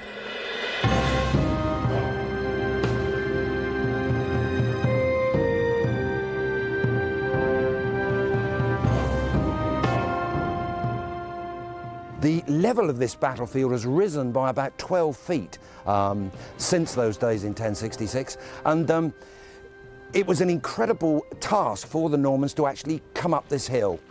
The only way that William could get at him was to approach from an opposite hill, go down into a valley, and up the hill to attack a fairly narrow front.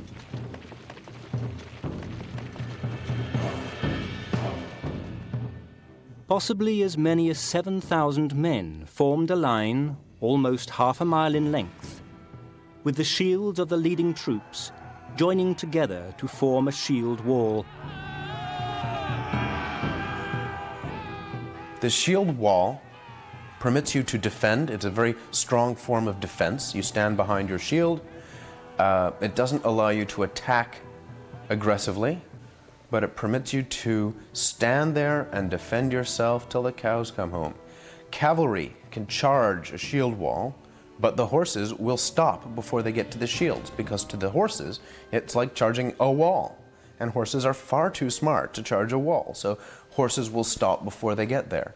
And even people, when they attack a shield wall, they have tremendous problems getting past those big shields. As long as those shield walls held, Harold wins. The English force was impressive, but it was not as substantial as it could have been. Archers were few in number, and the English fought entirely on foot. By contrast, the similarly sized Norman army included as many as 2,000 mounted knights, armed with deadly spears.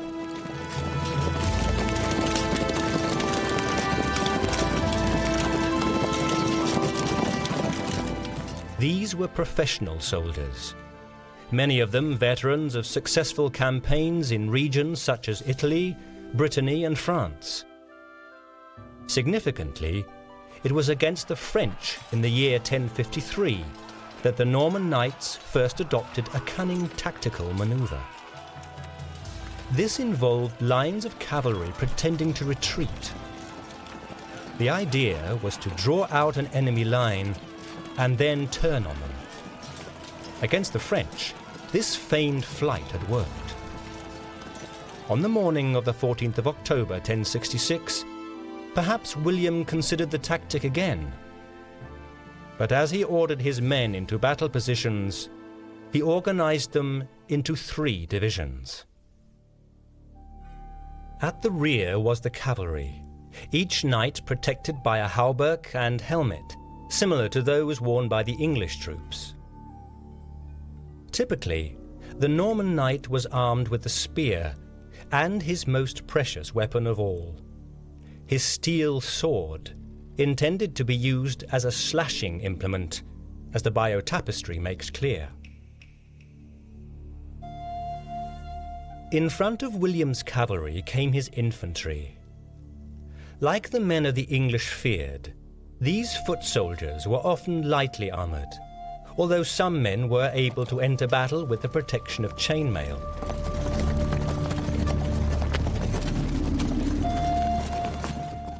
At the very front of his army, he positioned his complement of archers. These were the most lightly armoured of all the Norman troops, and with good reason. They were intended to be highly mobile soldiers, armed with a short bow, a weapon whose arrows proved highly effective at a range of up to 300 yards. The army of William was split really into 3 sections. Where we're standing now stood the Breton troops. On the far side of the battle stood the Frankish and Flemish troops. And these were mercenary soldiers. These were soldiers that had been brought over on promise of land in England if they was to conquer England. In the centre stood the Norman troops.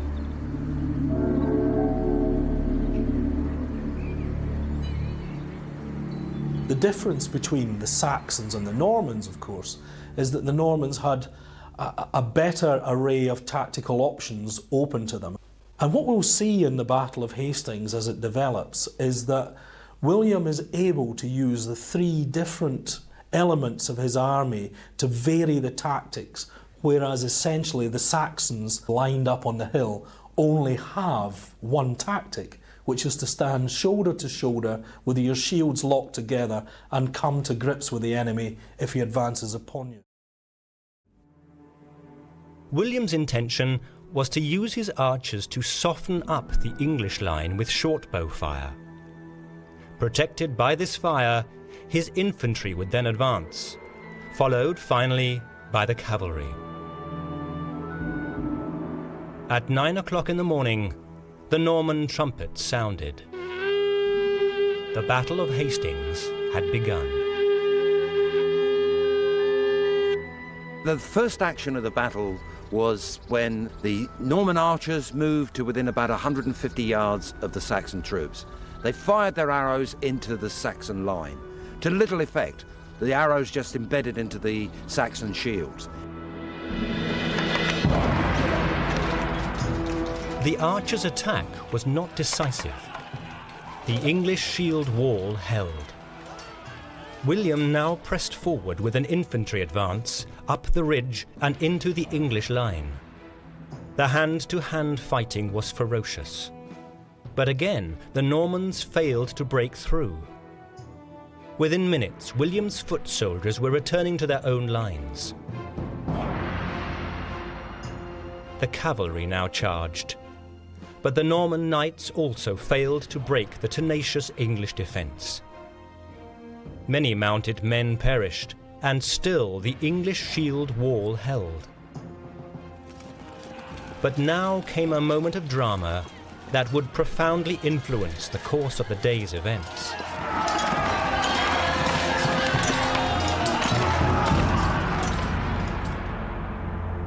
As the fighting continued, on the left flank of William's line, a rumour began to spread through the Breton troops.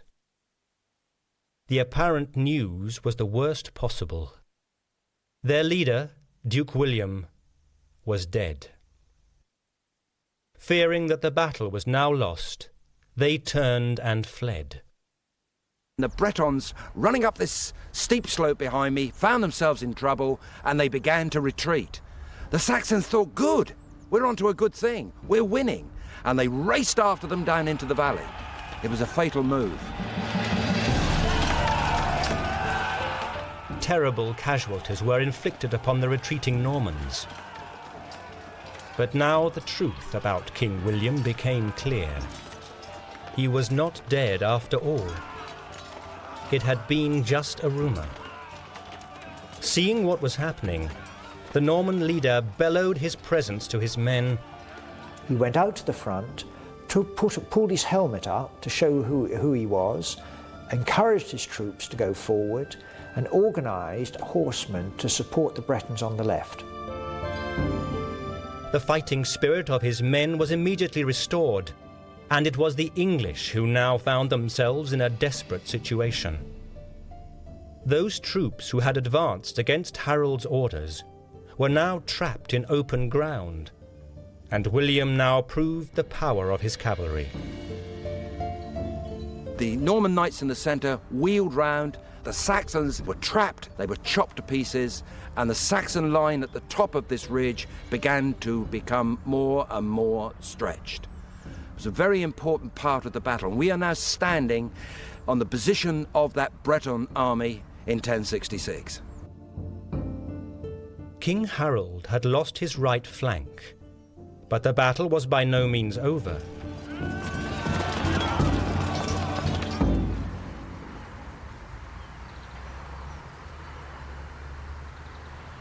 Around midday, the fighting lulled as both commanders considered the position.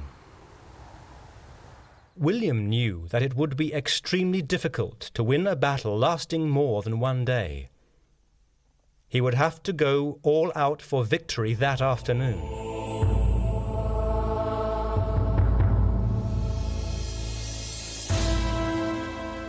Again, the battle was joined, as all sections of the Norman army attacked the English position. Bowman, foot soldier, and mounted knight combined their efforts. Soon, holes began to appear in the English line.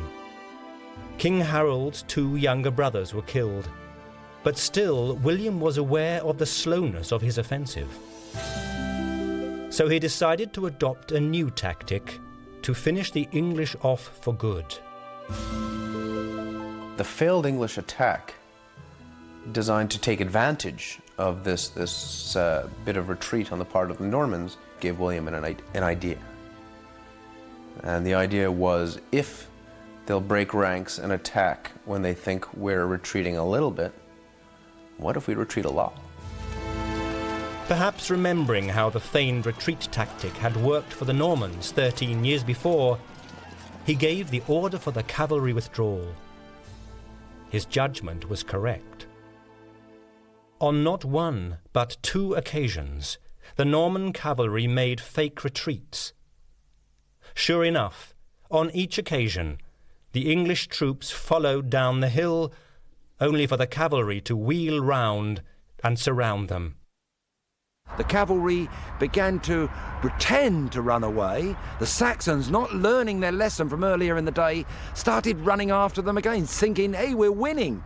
And they started running after them down into the valley again. Same thing happened. Normans wheeled round, they were trapped in the valley, they were chopped to pieces.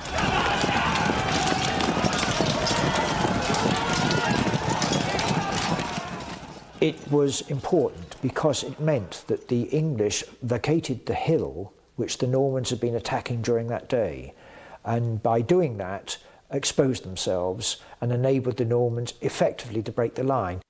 I do think we need to be aware that this feigned withdrawal blends into something else that the Normans were doing, which was perhaps a little bit subtler, that they were using their combination of different arms to gradually break down the coherence of the Saxon shield wall. Infantry, archers, cavalry charges, and those different arms all require a slightly different formation to deal with best. And by using those arms in a judicious mixture, you gradually break down the cohesion of the English shield wall. By the middle of the afternoon, William knew that the tide of the battle was with him. But still the English resistance continued.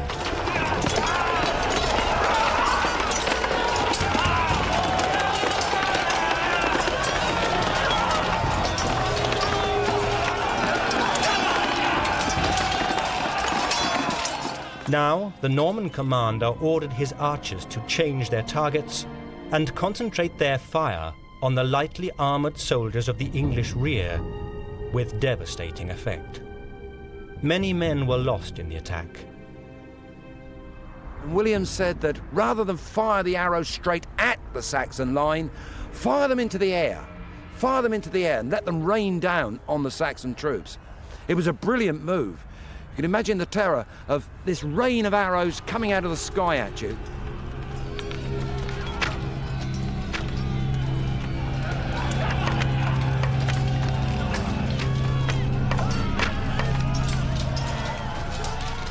The use of archers was decisive in helping break up the solidity of the English shield wall.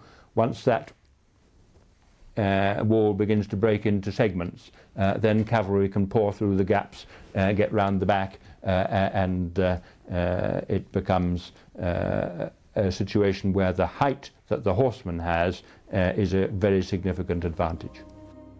Soon, the English troops received news of an even more devastating blow. It was during this period of attack, we're coming now towards the evening time, that Harold was actually struck by an arrow from the sky. He was wounded badly in the eye, fell to the ground. The Norman knights now, with this line at the top being forever stretched, broke through. On the Bayeux tapestry, this historic moment is depicted clearly. Underneath the words, Hic Harold Rex interfectus est.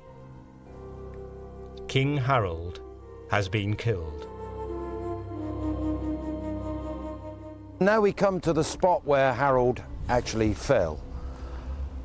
Now, if you can imagine that day, 1066, Harold, severely wounded in the eye, falls to the ground, surrounded by his loyal housecarls who will give their lives to him, fight to the very, very last. The Norman knights now have split their way through this stretched line of Saxons, and they make their way for Harold. Eventually the housecarls are destroyed. Harold is chopped to pieces by Norman knights.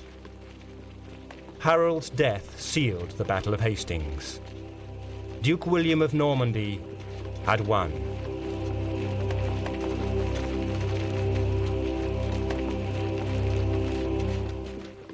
Actually saying why a battle's won and lost simply is very difficult.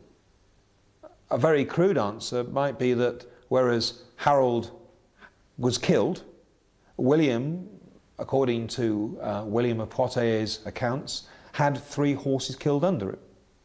If, instead of a horse being killed under him, he was killed, the entire battle would have gone the other way.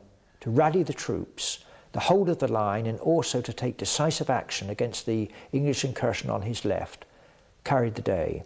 It was quite a question. The battle was won by the better leader on the day, and I think William was. As dusk fell on the 14th of October 1066, the battlefield of Hastings was a scene of carnage, and the English nation had suffered a terrible defeat. We will never know how many thousand men died that day.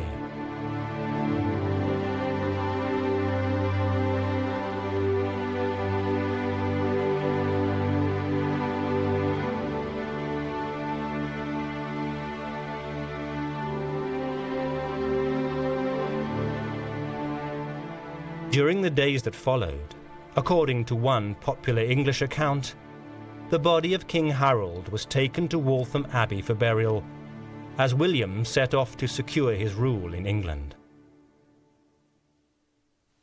2 weeks before the Battle of Hastings, Harold Hardrada had a claim to the English throne, and he was killed at Stamford Bridge. Harold Godwinson's brother Tostig had a claim to the English throne, and he was also killed at Stamford Bridge. On the morning of the Battle of Hastings, Harold had brothers, and by the end of the day, they were dead. On the morning of the Battle of Hastings, Harold was a live English king, and at the end of the day, he was dead. Who was left? The King of Denmark, but he was not there on the ground with an army. Edgar Atheling, he was a boy. William, at the end of the Battle of Hastings, was the only man in England with a claim to the throne and an army to back it up. No one else had the stomach within England to fight, and eventually the remaining English nobles and bishops and archbishops and so forth do a deal with William.